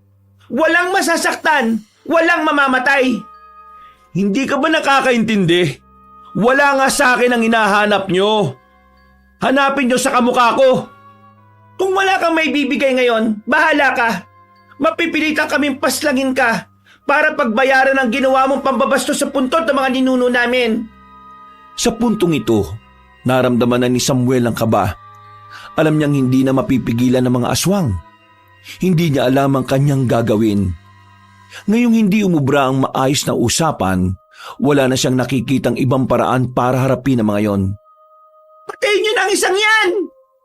Sabay-sabay na lumapit ang mga aswang. Sa hindi inaasahang pagkakataon, bigla na lamang nagbago ang kulay ng mga mata ni Samuel. Naramdaman niyang humaba ang kanyang mga kuko. Paghawak naman niya ng kanyang pisngi, naramdaman niyang parang may kakaunting kaliskis doon. Mabilis niyang nailaga ng mga aswang. Parang kalkulado niya ang galaw ng mga yon. Na mga sandaling yon, maging siya ay namamangha rin sa kanyang sarili. Pero aminado siya na gustong-gusto niya ang bagong bersyon niya. Hindi normal, pero alam niyang malaki ang may tutulong nito para sa kanya at sa nakararami. Nagawang palaga ni Samuel ang mga aswang. Sugutan ang mga nilalang dahil sa mahahabang kuko ng binata. Maya-maya lang, napansin ng aswang na si Leonora na parabang tagilid sila sa laban na yon. Ikinagulat din kasi nito ang pinakita ni Samuel, bagay na hindi nito inaasahan. Anong klaseng nilalang ka? Hindi ko rin alam. Tanungin mo yung King Cobra. Akmang aatake pa sana si Samuel pero agad-agad na ring umalis ang mga yon. Hindi na niya sinundan pa ang mga aswang. Ang mahalaga na lang para sa kanya ay ang kanilang kaligtasan. Pre, wala na sila. Pasensya ka na pre ah. Nabigla din ako, wala akong nagawa. Wala yun. Ang mahalaga, walang nasaktan. Huwag ka mag-alala. Magpa-practice na ako sa pagpatay ng mga salot na yun. Pre, buhay pa daw si Lolo. Kailangan ko siyang mailigtas sa lalong madaling panahon. Kasama mo ako dyan pre. Lumipas ang gabing yon na wala nang nangyaring masama sa kanila. Kinaumagahan naman, kumalat ang chismis na may mga aswang na dumating sa kanilang baryo. Mabuti na lamang ay walang nakakita sa ginawa ni Samuel. Ilang araw pa ang nagdaan, walang nagparamdam na aswang. Walang kahit na anong bakas ang nakita sa kanilang lugar. Kutob ni Samuel, pinaghahandaan din siya ng mga nilalang. Samantala, kahit ilang araw na ang dumaan, nanatili pa rin positibo si Samuel na buhay pa ang kanyang lolo. Nagtitiwala siya sa kanyang pakiramdam.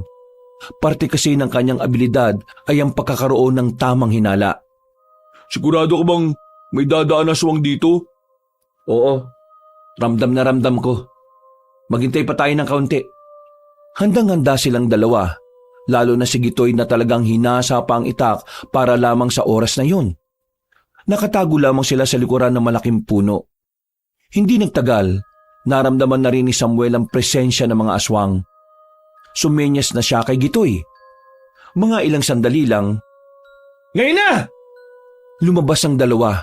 Sinamantala nilang kampante ang mga aswang. Pinagtatataga ni Gitoy ang mga yon, habang si Samuel naman ay mabilis na pinagkakakalmot ang mga yon. Dahil sa pagiging matagumpay ng kanilang pananambang, napuksa nila kaagad ang mga yon. Pero meron isang aswang na hindi gaanong pinuruhan ni Samuel. Kailangan niya kasing malaman kung nasaan ang kuta ng mga aswang. Nasabi naman ng lalaking aswang ang direksyon kung paano makakarating doon. Kaso hindi na nila yun natanong pa ng ibang bagay nang bigla na itong mamatay at bumula ang bibig. Pati na rin ang ibang aswang na kinalmot ni Samuel. Bumula rin ang bibig at nagkulay ubi ang labi. Pre, mukhang may kamandag yata yung kuko mo ah. Angas pre, sobrang angas mo. Hindi ko nakala na magkakaroon ako ng kaibigan na kagaya mo. Hindi pa tayo tapos magdiwang pre. Nagsisimula pa lang. Huwag muna tayo magdiwang pre. Nagsisimula pa lang tayo. Kaya mo pa ba? Bakit? Ngayon din, pupuntahan natin yung sinasabi nitong aswang na to. Tumango na lamang si Gitoy.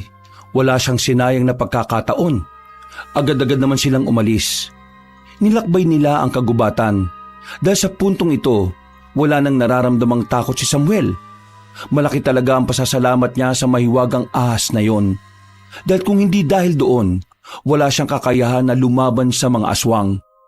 Mukhang itinadhanang siya ang napili ng King Cobra para mabigyan ng mutya, para mabigyan ng kapangyarihan. Pre, ano sa tingin mo ang aabutan natin? Hinala ko, maraming kasabay si Lolo. Na tulad niya, gagawin ding aswang.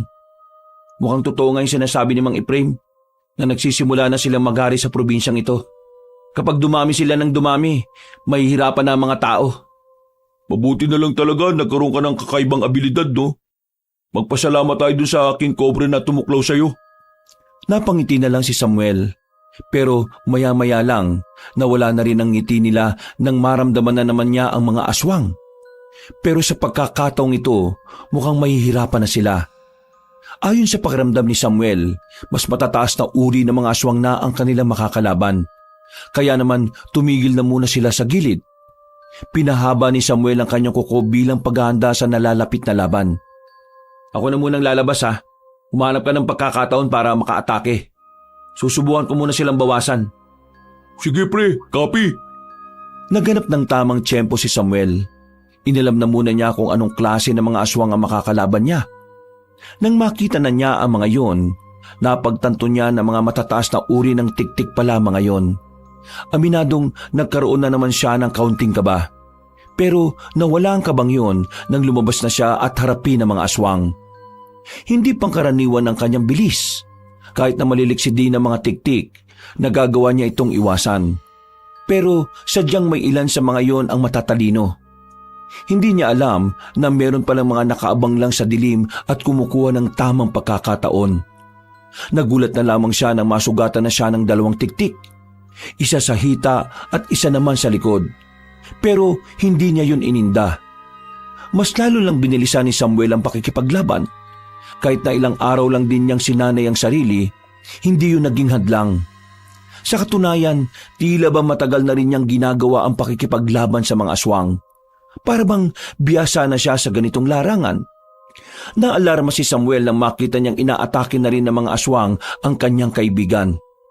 Pero napanatag ang kanyang kalooban nang makitang kinakaya ni Gitoy na labanan ng mga yon. Ayos ka pre ah! Ang galing mo! Naman! Pinag-aralan ko kaya to. Oh, sa likod mo! Hinila ni Samuel ang kanyang kaibigan nang may matira pa palang isang aswang. Agad na kinalmot ni Samuel ang aswang na yon. Maya-maya pa, bumula na lang bigla ang bibig nito. Tapos na tayo dito. Magpatuloy na tayo. Pero kailangan natin triple ng pagiging alerto natin. Mukhang hawak talaga nila mga kagubatan. Kung saan-saan na lang natin sila nakakatagpo eh. Ayos ka lang ba? May mga sugat ka na eh oh. Wala akong nararamdaman eh.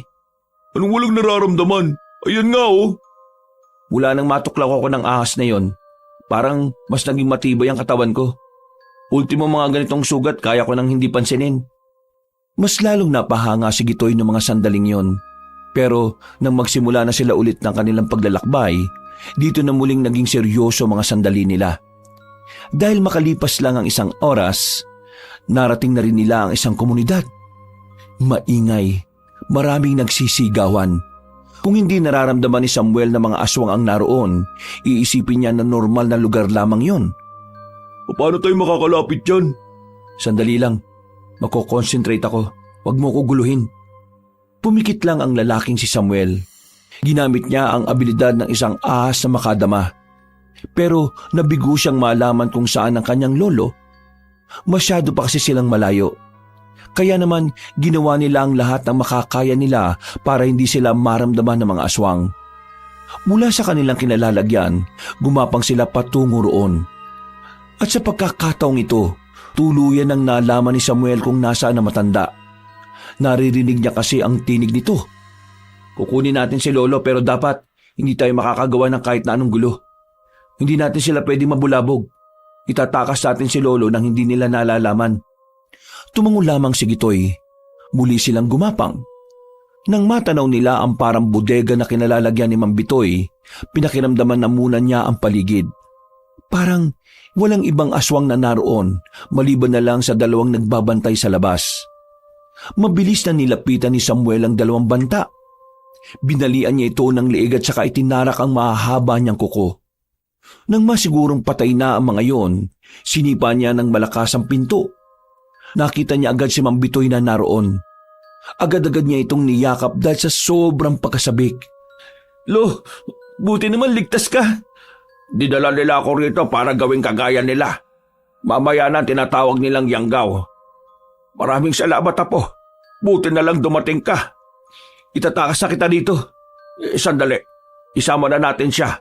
Dalawa na lang kami rito yung iba nauna ng ni Yanggaw.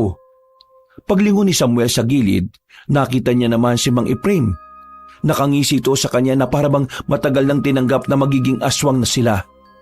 Boss, bigla na lang may humablot sa akin nung nakaraan Dinala ko rito. O sige, sabay-sabay na tayong tatakas dito. Paano mo kami tatakas dito? Sandamukal na aswang ang nasa labas. Magtiwala lang kay sa akin. Pinakita ni Samuel ang kulay berde niyang mga mata, pati na rin ang humahaba niyang kuko. Hindi ako aswang. Saka ako nipapaliwanag sa inyo kapag nakalis na tayo rito. Tara, sumunod kayo sa akin. Nagmamadali na silang makalis ng mga sandaling yon. Alam na alam ni Samuel ang mga dadaanan nila na walang aswang. Nang marating na nila ang pinagtataguan ni Gitoy, sinimulan na rin nilang gumapang. Matyaga nilang ginawa yon. Sa awa ng Diyos, nakalis sila roon at nakabalik sa kagubatan. Hindi sila naging kampante kahit na walang nakakakita sa kanila. Binilisan pa nila ang kanilang lakad hanggang sa tuluyan na nga silang makalayo roon. Pwede na tayo magpahinga rito. Wala na sila. Hindi na nila tayo makikita rito. Boss, kaya pala wala ka sa peryahan. Nakuha ka rin pala ng mga aswang. Alata ba? Buti na lang talaga magaling tong kaibigan ko. Samuel, sabihin mo nga sa akin, ano ba nangyari sa'yo? Bakit ka nagkaganyan? Hindi ko rin alam, Lo. Basta, naging ganito ako nang may tumuklaw sa akin na ahas. Isang king cobra. Akala ko nga mamamatay na ako kasi sobrang sama ng pakiramdam ko nung nasa ospital ako Pero hindi.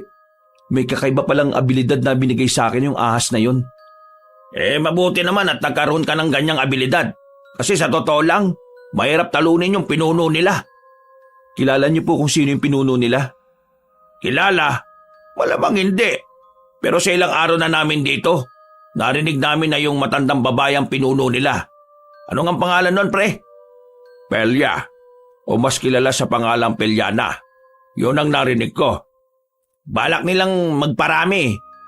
Kumukuha sila ng mga tao para lumaki ang bilang nila. Kaya kahit na nangyari man yung pagnanakaw ni Lumuel sa puntod nila, kahit hindi niya ginawa yun mag-aasik pa rin talaga yung mga aswang na yan. Lo, kung hindi niya ginawa yun, hindi sana malalagay ang buhay natin sa panganib. Wala rin pinagkaiba. Yan na naman kayo Nilagay niya na nga sa alanganin yung buhay niyo, tapos siya pa rin ang iniisip niyo. Di naman sa ganon. Pasensya ka na. Uy, tama na yan. Wala namang magagawang pagtatalo nyo Saka nyo na lang pag-usapan yung mga personal na problema nyo kapag natapos na natin ang problema na to. Bumuntong hininga na lamang si Samuel. Tinapik na lamang din niya sa balikat ang kanyang lolo. Matapos ang kanilang pagpapahinga, nagsimula na ulit silang maglakad. Kung gusto nyo, doon na muna tayo sa bahay ko. Delikado sa baryo natin dahil ayon nga sa inyo, ilang beses nang nakarating ang mga aswang doon. Sigurado po kayo, boss? Anong klaseng tanong yan? Malamang sigurado ako. Ako nga nag-aalok eh. Magpapasalamat na rin yon dahil niligtas nyo ako. Sige boss, maraming salamat rin ho. Kailangan din kasi namin ng ligtas na lugar eh. Makalipas lang ang halos 1 oras na paglalakad, nakarating na rin sila sa bahay ni Mang Ephraim. 2 palapag ang bahay at sementado na rin. Sa sala, merong malambot na sofa. Iilan pa lang ang kagamitan na naroon. Katatapos lang ipagawa to. Pansin nyo naman, kakaunti pa lang ang gamit. Bahay sana namin to ng dati kong asawa kung nagkabalikan lang kami. Kaso hindi eh. Ayaw na. Kaya eto, ako na lang mag-isa. Hindi na lamang nagsalita si Samuel. Maya-maya lang din ay si Mang Ephraim na rin ang nagluto. Katuwang nito si Gitoy. Habang ang maglolo naman ay nagmumuni-muni lamang sa labas. Huwag kayong mag-alala kay Buboy. Nasa maayos na kalagayan siya. Iniwan muna namin siya sa bahay ng tiya ni Gitoy. Ay mabuti naman kung ganon. Alam kong itatanong mo kung anong nangyari kay Lemuel. Sa ngayon, wala akong balita sa kanya. Nung gabing yun na yung huling beses na nakita ko siya. Kung nasaan man siya, bahala na siya sa buhay niya. Magmula ngayon, ang iintindihin ko na lang ay ikaw at si Buboy. Lo, mahaba bang labanan to? Kahit na may kakayan ako na labanan ng mga aswang, hindi ko pa rin sigurado kung kailan ko sila matatalo. Kaya sa oras na magsimula ang laban, gusto ko nasa ligtas kayong lugar ni Buboy. Huwag ka mag-alala. Ako nang bahala kay Buboy. Basta ipangako mo lang sa akin na makakabalik ka. Na magsasama-sama ulit tayo. Opo, Lo. Pinapangako ko po yan. Niyakap na lamang ni Samuel ang kanyang lolo. At pagkatapos ng kanilang usapan, sabay-sabay na rin silang kumain. Umaga na nang dalawin ng antok si Samuel. Nagpahinga na muna sila roon. Hapon na nang magising si Samuel. Paglabas niya ng kwarto, nasa bakuran ng 3 na tila kanina pa rin siya hinihintay. Mabuti naman at gising ka na. Halika, may malagang sasabihin sa iyo si Ephraim. Ano po yun? May nakausap ako mga albularyo. Ang totoo niyan, hindi ko naman sila kilala. Pero tingin ko kasi makakatulong sila sa inyo. Kinuwento ko sa kanila yung mga nangyari. Ang sabi ng mga albularyo, kaya pala galit na galit ang mga aswang sa kakambal mo. Kasi hindi lang basta alahas ang nakuha niya. Hindi basta alahas lang? Ano pong ibig niyong sabihin? Isa sa mga nakuha ng kakambal mo yung ginagamit nila sa pangyayanggaw. Ang singsing ng sinaunang aswang. Ayon sa mga albularyong nakausap ko, yung singsing na yun kasama sa pagriritual para mas maging epektibo ang pangyayanggaw nila. Kung hindi may babalik yon, mas lalo silang magagalit. Kaya ngayon, talagang hinahanap nila yung kamukha mo. At sa mga mata nila, ikaw yon. Dahil kamukhang kamukha mo yung kakambal mo Pero maganda nito, nahikayat ko silang tulungan tayo. Bukas ng gabi, pupunta tayo sa kuta nila at doon natin malalaman kung ano ang gagawin nila. Tutulungan nila tayo dahil kalaban din nila mga aswang Magandang balita ho yan. Ngayon, mas malakas na ang loob ko na hindi lang kami ang lumalaban. Napatangon na lamang si Mang Ephraim. Maya-maya pa, inihatid na nila Samuel si Mang Bitoy sa kinaroroonan ng batang si Buboy. Hindi kasi ito maaring sumama sa magiging labanan. Sigurado ka bang hindi mo nahihintayin magising si Buboy? Hindi na. Mas lalo lang akong mahihirapan kapag nakita ko pa siyang umiyak. Nakatanggap ako ng text mula sa mga albularyo. Kung pwede raw na ngayon na kayo mag-usap-usap.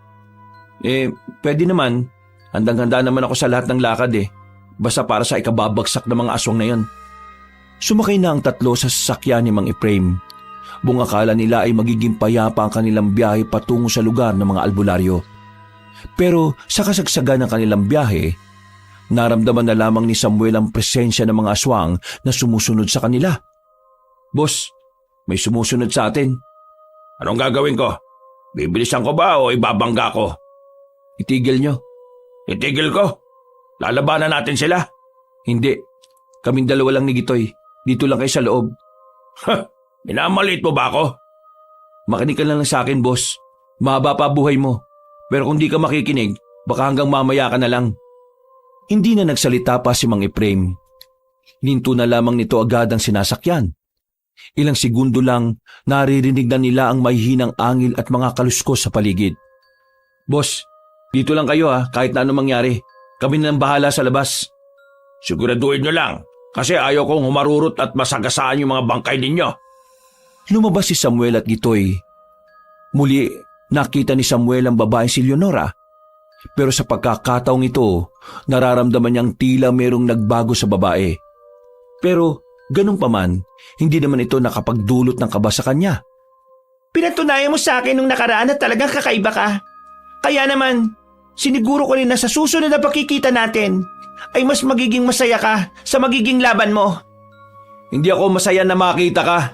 Masaya ako kasi nabawi na namin si Lolo. Tungkol dyan, galit na galit ang pinuno namin kaya humanda ka. Magdudulot ng mas malaking kaguluhan ang ginawa mo. Lalo pat kinuha mo ang pinakamahalagang bagay na ginagamit namin. Ano ka ba? Ilang beses ko nang inuulit sa'yo, hindi ako ang kumuha, yung kakambal ko. Pagsisisihan mo ang ginawa mong ito sa amin. Hindi ko naman hahayaan na magawa niyo ang gusto ninyo. Inaamin ko na galit ako sa kakambal ko. Dahil munti ka na kami mapahamak. Pero yung pagnanakaw na ginawa niya sa singsing ng ninuno niyo, yun ang isa sa ipinagpapasalamat ko. Dahil kahit wala siyang pakialam, hindi naman niya naituloy yung pangyayanggaw ninyo. Ang dami mong sinasabi. Naituloy namin ang pangyayanggaw para lang sa kaalaman nyo Pero alam natin pareho na kung nagamit niyo ang singsing, mas maganda sana ang kalidad ng aswang na magagawa ninyo.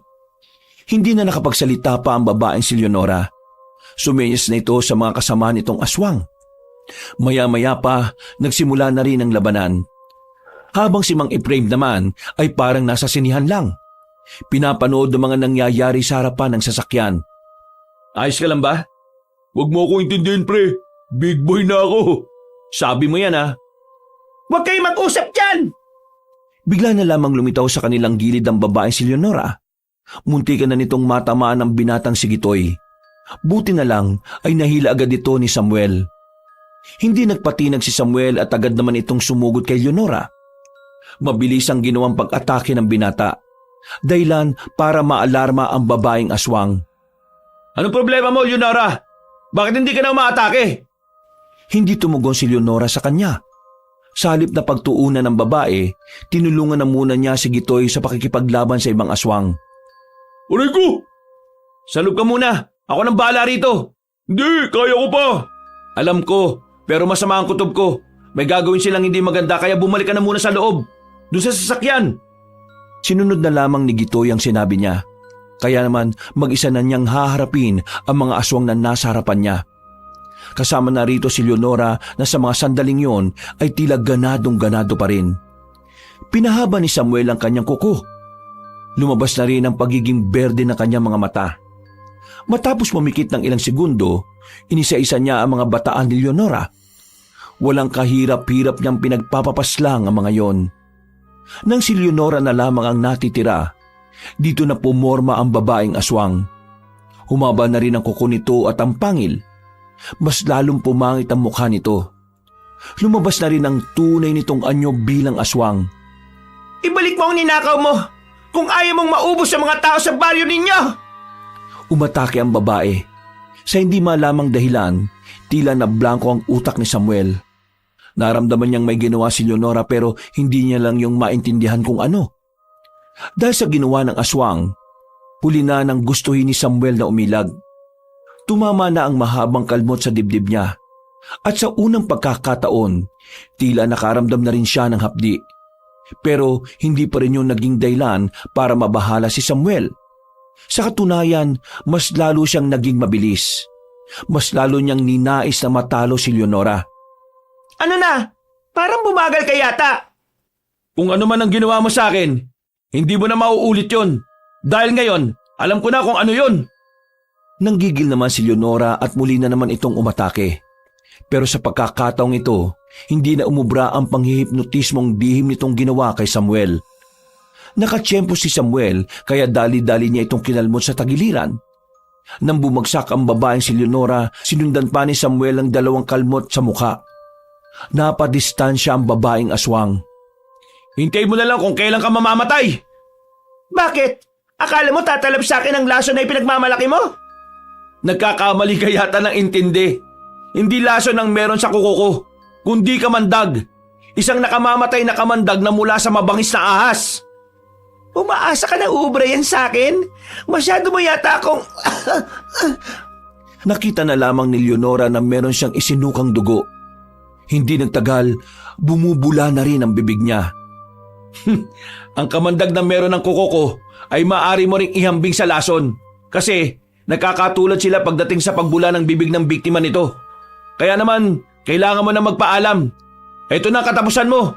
Kailangan mo maintindihan na kahit na anong gawin ninyo, hindi kayo magtatagumpay. Nakatingin na lamang sa kanya si Leonora, pero hindi na ito makapagsalita. Bumubula ang bibig niya at sa kakalaunan ay nangisay na lamang ito. Nang masigurong patay na ang babaeng aswang, lumabas na rin si Gitoy at Mang Efraim. Ang ganda ng laban. Para akong nanonood sa sini kanina. Bilisan na lang natin pumunta sa kuta ng mga albularyo para malinisan agad ang sugat ni Gitoy. Di sumakay na kayo. Agad na rin silang sumakay at saka pinaandar na rin ni Mang Efraim ang truck. Hindi nagtagal, nakarating na rin sila sa kuta ng mga albularyo. Agad na ipinakilala ni Mang Efraim si Samuel sa mga yon. At dahil nga sa kakaibang abilidad ng binata, mabilis na nagtiwala sa kanya ang mga albularyo. Nagsagawa agad sila ng pagpupulong at napagkasunduan naman ang mga gagawin. Doon na rin nila napagpasyahan na magpalipas ng gabi. Ayos na ba yung sugat mo? Oo, ayos na. Nalinis na. Muntikan pa akong maihi sa mga inilagay ng mga albularyo. Sobrang hapdi eh. Maraming salamat pre. Salamat saan? Kasi hanggang sa puntong ito, kasama pa rin kita. Sus, maliit na bagay. Hindi ito maliit na bagay.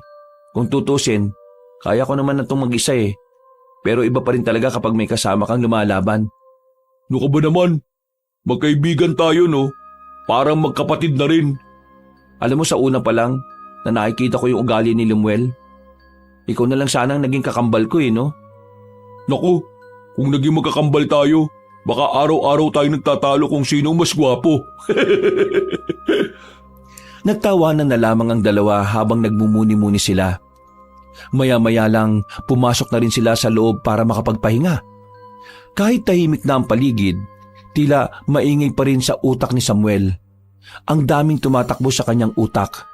Ang dami niyang iniisip. Mga bagay na gusto niyang mailagay sa tama. Mga sitwasyon na gusto niyang mapabuti. Kinabukasan, maaga pa lang ay nagising na rin si Samuel. Naririnig niya ang mga albularyong nagtatawanan sa labas. Pagsilip niya, nakita niya ang mga yon na nasa bakuran. Nagkakabiruan. Napangiti na lang din siya dahil doon. Mga bandang 6:00 daw ng gabi ang alis ninyo. Hindi kayo sasama? Ano naman ang gagawin ko ron? Kala ko sasama kayo eh. Teka, hindi mo na ako tinatawag na boss Wala naman ho tayo sa peryahan. Kaya hindi kita boss. Kung sa bagay, tama ka naman. Mang Efraim, pwede bang humingi ng pabor? Hindi naman tayo close pero sige, ano yon? Kung sakali mang may masamang mangyari sa akin, kayo na ho ang bahala sa lolo't kapatid kong maliit. Anong gagawin ko? Gusto ko lang tulungan mo silang tanggapin ang pagkawala ko. Kung sakali lang naman. Tumungo lang si Mang Efraim. Isang pilit na lamang ng ngiti din ang naisukli sa kanya ni Samuel. Naging mabilis sa mga oras ng mga sandaling yon. Sumapit na ang kinagabihan. Yun ang sandali na kailangan na nilang puntahan ang mga aswang sa lungga ng mga yon. Pero hindi pa man sila nakakaalis. Mukhang ang mga nilalang na yon ang kusa nang lumapit sa kanila. Nagbigay agad ng babala si Samuel. Agad din namang naniwala ang mga albularyo. Sa pagkakataong ito, tumungo na sila sa kanya-kanyang pwesto. Inihanda ng mga yon ang kanilang mga armas at sandata. Habang si Samuel at Gitoy naman ay nanatiling nakatayo sa bungad ng lugar. Isang matandang babae nakita nilang naglalakad palapit. Pero tumigil din ito ng ilang metro na lang ang pagitan sa kanila. Tumingin sa kanila ng diretsyo. Ngumiti na para bang inosenteng matanda. Pero alam ni Samuel ang presensyang meron ito. Batid niyang ang matandang ito ang sinasabi ni Leonora na pasimuno ng lahat ng aswang. Ikaw ba si Aling Pelia? Hindi sumagot ang matanda, pero nawala ang ngiti nito sa muka. Mabilis ang mga pangyayari. Itinulak agad ni Samuel si Gitoy palayo dahil nararamdaman niyang nakalapit na agad si Aling Pelia sa kanya. Parang hindi ito matanda kung kumilos. Sobrang bilis, sobrang liksi. Dahilan para hindi mailaga ni Samuel ang ginawang pagtarak nito ng mahaba nitong kuko sa kanyang tiyan. Buti na lamang ay makapal ang kaliskis ng ahas sa katawan niya sa mga sandaling yon. Kaya kahit na papaano, hindi naman bumaon ng gusto ang kuko na matanda. Pero nasugatan pa rin siya. Masyado siyang mabilis . Sa unang 5 minuto, kitang-kita ang pagiging dehado ng binata. Hindi siya makapalag. Kung wala nga lang ang kaliskis ng ahas sa kanyang katawan, ay baka maaga na siyang nawala. Samantala, nagsimula naman ang labanan sa pagitan ng mga aswang at mga albularyo. Sobrang lakas na matandang to . Anong gagawin ko sa isang to? Nang hanapin niya ng tingin si Aling Pelia, nakita na niya ito sa kanyang likuran. Pagharap niya, kinalmot naman siya nito at saka tinusok ulit ang mahahabang kuko. Walang nagawa si Samuel kundi ang dumistansya. Kahit gamitin niya ang abilidad na binigay sa kanya ng ahas, hindi na rin yun umuubra. Isa lang ang naiisip niyang paraan. Kailangan niyang bumalik ng kanilang baryo. Dapat ay mahanap niya ang ahas na tumuklaw sa kanya. Kailangan niya ulit magpatuklaw doon para mas lalong lumakas ang kanyang katawan. Kaya naman, ginawa niyang lahat ng kanyang makakaya para iwasan ang matandang babae. Sa sunod na atake ng matanda, nagawa na niya itong ilagan. Sinabuyan niya ng buhangin ang mukha nito.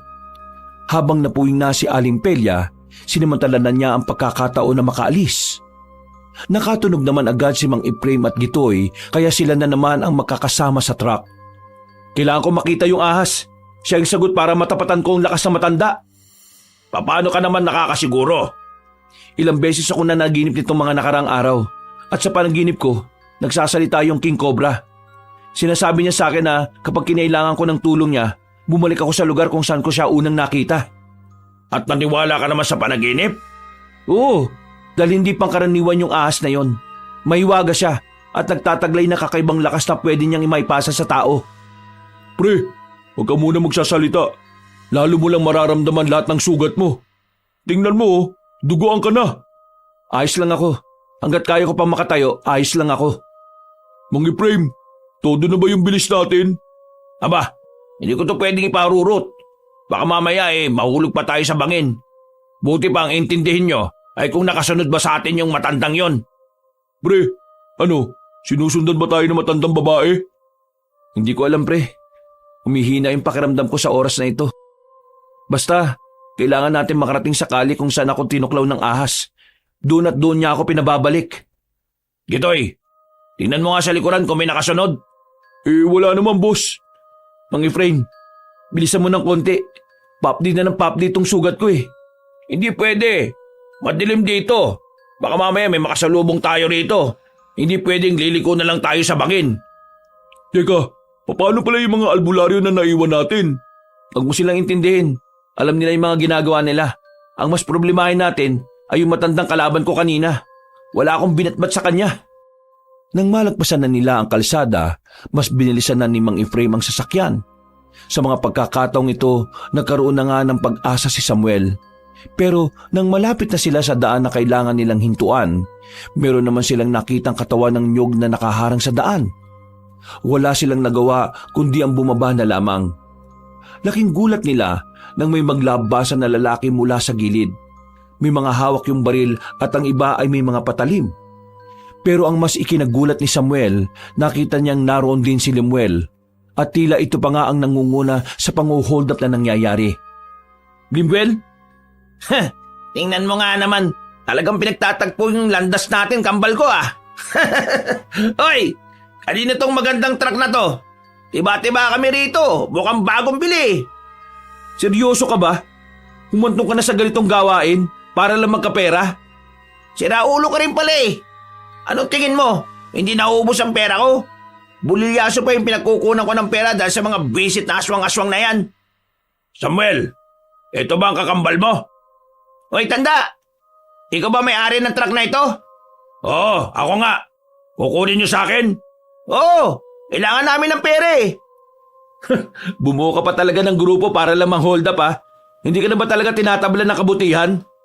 Hindi ka mabubuhay sa mundong ito kung palagi ka lang umaasa sa kabutihan. Kaya nga nauso gumawa ng masama, di ba? Para balanse. Akin na yung susi, para hindi na kayo masaktan. Wag! Kailangan namin ng sasakyan na to. Kailangan ko makarating sa pupuntahan namin. Oh wait, teka. Ngayon ko lang napansin Bakit ka pala maraming sugat? Mukhang hinang-hina ka. Tutulong sana si Gitoy kay Samuel pero bigla na lang silang tinutukan ng baril. Kaya naman kung tutuusin, kakayanin pa ni Samuel na palagan si Lemuel. Ang kaso nga lang, nasa panganib naman ang buhay ni Gitoy at Mang Efraim. Pakiusap Lemuel. Kahit na ngayon lang, makisama ka naman. Kailangan ko makatuloy sa pupuntahan namin. Kapag hindi ko napaslang ang matandang aswang na yon, maraming buhay ang maaaring malagay sa alanganin. Bakit? Ikaw ba ginugulo ng mga aswang? Pasensya ka na Yung kinuha ko kasi sa kanila, naibenta ko nitong nakaraan pa eh. Okay lang yan. Ikaw naman ang mabait eh. At ang mga mababait sila ang kinukuha ng Diyos kagad. Nagtawa na namang kasama ni Lemuel. Habang si Samuel naman, sinusubukan niyang paganahin pa ang lakas na meron siya. Pero dahil sa mga sugat niya, hindi niya yun magawa. Yung susi lang ang kailangan ko. Samuel, ibigay na lang natin. Sabi mo malapit naman na tayo eh. Kaya lakarin na lang natin. Buti mo itong matanda na to, nakakaintindi. Hindi pwede. Nahihirapan na akong kumilos. Baka hindi na ako umabot kapag naglakad tayo. Kailangan ko na yung ahas na yon. Kailangan ko na magpatuklaw. Tuklaw ang putik. Ikaw yata buwang eh. Bakit ka naman magpapatuklaw sa ahas? Tuligsa ka pala eh. Lemuel, nagmamakaawa ako sa'yo. Palagpasin mo na muna kami. Sige na. Okay sige, papayag ako sa isang kondisyon. Kahit anong kondisyon gagawin ko. Huwag niyo lang kunin yung truck. Kahit ano O sige, halikan mo muna pa ako. Tarantado ka pala eh. Sabog na sabog ka sa droga no. Mas lumala ka na eh. Manahimik ka, baka unahin kita dyan. Sige, gagawin ko. Hoy, ano pinagsasabi mo? Mas malaga ang buhay ng mas nakakarami kaysa sa imahe na meron ako. Yan ang gusto ko sa kampal ko eh. Masunurin. O sige na, halikan mo na ang pa ako. Pre, hindi tutupad sa usapan yan. Tingnan mo sabog na sabog yan eh. Wala na sa katinuan yan. Hindi niya pinakinggan si Gitoy. Kahit na alam ni Samuel na isang malaking tapak sa pagkatao niya ang kanyang gagawin, lumuhod siya at agad na hinalikan ng paa ng kanyang kakambal. Agad namang tumawa ang binatang si Lemuel para na itong mamamatay sa kakatawa. Joke lang! Kukunin pa rin namin ang truck. O akala mo sa akin, tanga? Kailangan namin ng pera at hindi ang halik mo. Walang yaka talaga kahit kailan. Naiyak na lamang si Samuel ng mga sandaling yon, pero mas lalo siyang kinabahan nang maramdaman na niya ang presensya ng matandang babae. Nagawa silang sundan ito. Nagulat na lang silang lahat nang may matanda nang nakatayo sa gitna ng daan. Hoy, anong ginagawa mo dyan? Kung dadaan ka, dumaan ka na. Hindi yung patayo-tayo ka pa dyan, tanda. Nanlalaki ang mga mata ni Samuel. Alam niyang katapusan na nilang lahat dahil sa mga oras na yon, wala na rin naman siyang magagawa para labanan na matanda. Ikaw ang totoong nagnakaw ng mga alahas, lalong-lalo na ang singsing. Nawala ang ngiti ni Lemuel sa mga oras na yon. Isang malaking pagtataka ito para sa kanya. Hindi niya alam kung papaanong naalaman ng matandang babae ang bagay na yon. Tinutukan niya ng baril ang matandang babae. Dahil sa kasabugan, malakas ang loob nitong paputukan yon.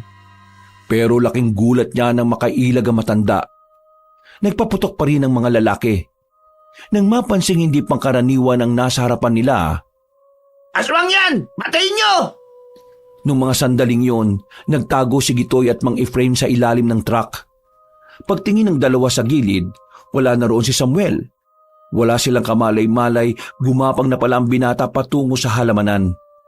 Sa isang iglap lang, napatay na agad na matandang aswang ang mga kasama ni Lemuel. Tanging si Lemuel na lamang ang natitirang nakatindig. Ano? Papatayin mo ako? Ano? Palag! Hindi na nagsalita ang matandang babae. Pinahaba na nito ang kuko at akmang papatay na nito si Lemuel. Pero biglang dumating si Samuel. Binangga nito matanda kaya nakaligtas pa ang binatang lango sa droga. Ituloy na natin ang laban. Bumalik na ang lakas ko. Paano nangyari na gumaling ang mga sugat mo? Hindi sila gumaling. Sadyang hindi ko na sila nararamdaman. Salamat sa King Cobra na kusang pinuntahan ako dito. Salamat sa pangalawang tuklaw. Dahil sa mga oras na ito, alam ko nang ako na ang mananalo sa ating dalawa. Hindi na nagsayang ng oras si Samuel. Dali-dali niyang inatake ang matandang babae. At kahit nagbago na ng anyo ang matandang si Pelia bilang kubot, hindi pa rin ito umubra. Masyadong mabilis at malakas na si Samuel na mga sandaling yon. Isusunod na kita kay Leonora! Hinawakan ni Samuel ang mahabang buhok na matanda. Inikot-ikot niya yon at binalandra sa gilid ng sasakyan. Nang bumagsak ang matandang aswang ay kagad niya itong hinila. Pinahaba niya ang kanyang kuko at saka itinarak sa tiyan nito. Mas mataas na level ng kamandag na yan. Kaya kahit malakas pa ang katawan mo, hindi ka na niya sasantuin. Hindi maaari. Hindi pwede ito. Maya-maya pa, bigla na lang sumuka ng dugo si Aling Pelia. Kasunod nito ay ang pagbula ng bibig nito at pangingisay. Nakalauna naman ay namatay na rin. Nakadilat pa ang mga mata nito. Wow! Ang galing mo naman! Napatay mo yung aswang! Tingnan natin kung kakayanin mo tong tingga na lalabas sa baril ko. Tinutukan siya ni Lemuel. Patawa-tawa pa ito. Wala na talaga ito sa katinuan. Lemuel, magbago ka na. Kahit na ganyan ka, mahalaga ka pa rin kay Lolo. Hindi man niya sinasabi sa akin, pero alam kong gusto ko pa rin niyang bumalik sa atin. Ayusin mo ang buhay mo. Baka sa paraan na yon, magkasundo pa tayong dalawa. Piliin mo ang tamang landas, Lemuel. Handa naman akong patawarin ka eh. Patawarin pinagsasabi mo. Walang ganoon. Tatapusin na kita ngayon.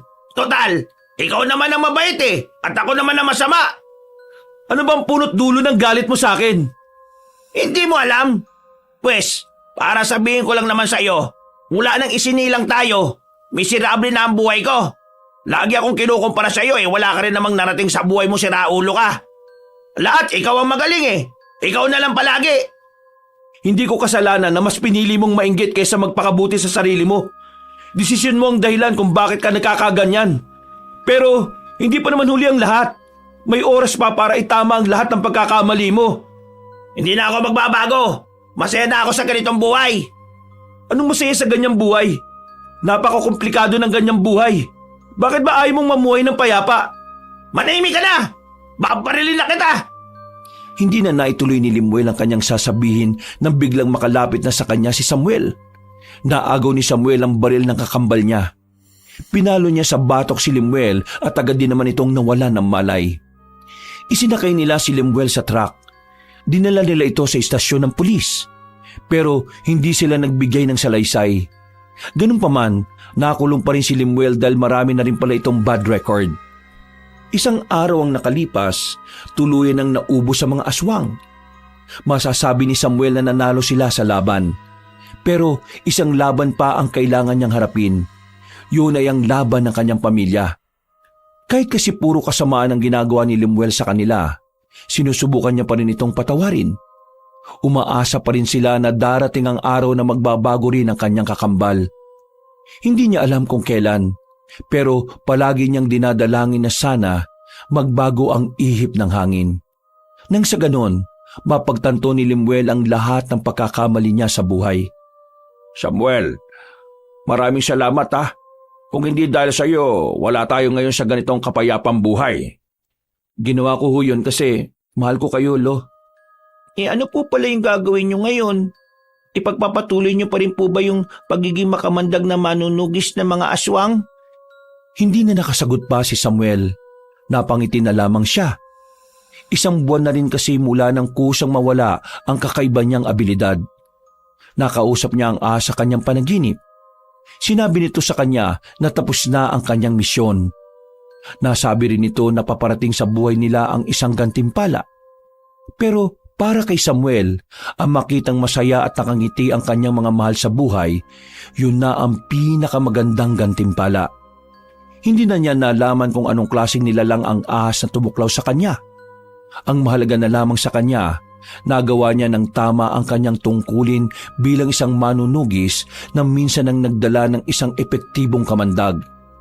At ngayon, tinatamasa na nila ang buhay na tahimik at nakakatulog na rin sila sa gabi nang walang naririnig na panganib.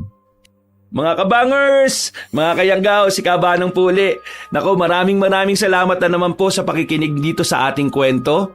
At meron lang po uli akong hiling sa inyo ha.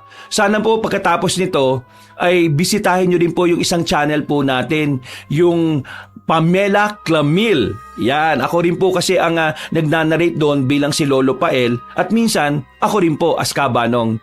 So sana po ay magpunta kayo doon at syempre don't forget to subscribe tapos mag-like at mag-comment na rin po kayo doon ha bilang tulong na rin po ninyo. At sana suportahan nyo rin po yung ibang mga channels po natin. Okay? So once again, ito po si Kabanong nagsasabing maraming salamat. I love you all! Ano ba naman kayo? Magkapatid kayo at kambal pa kayo.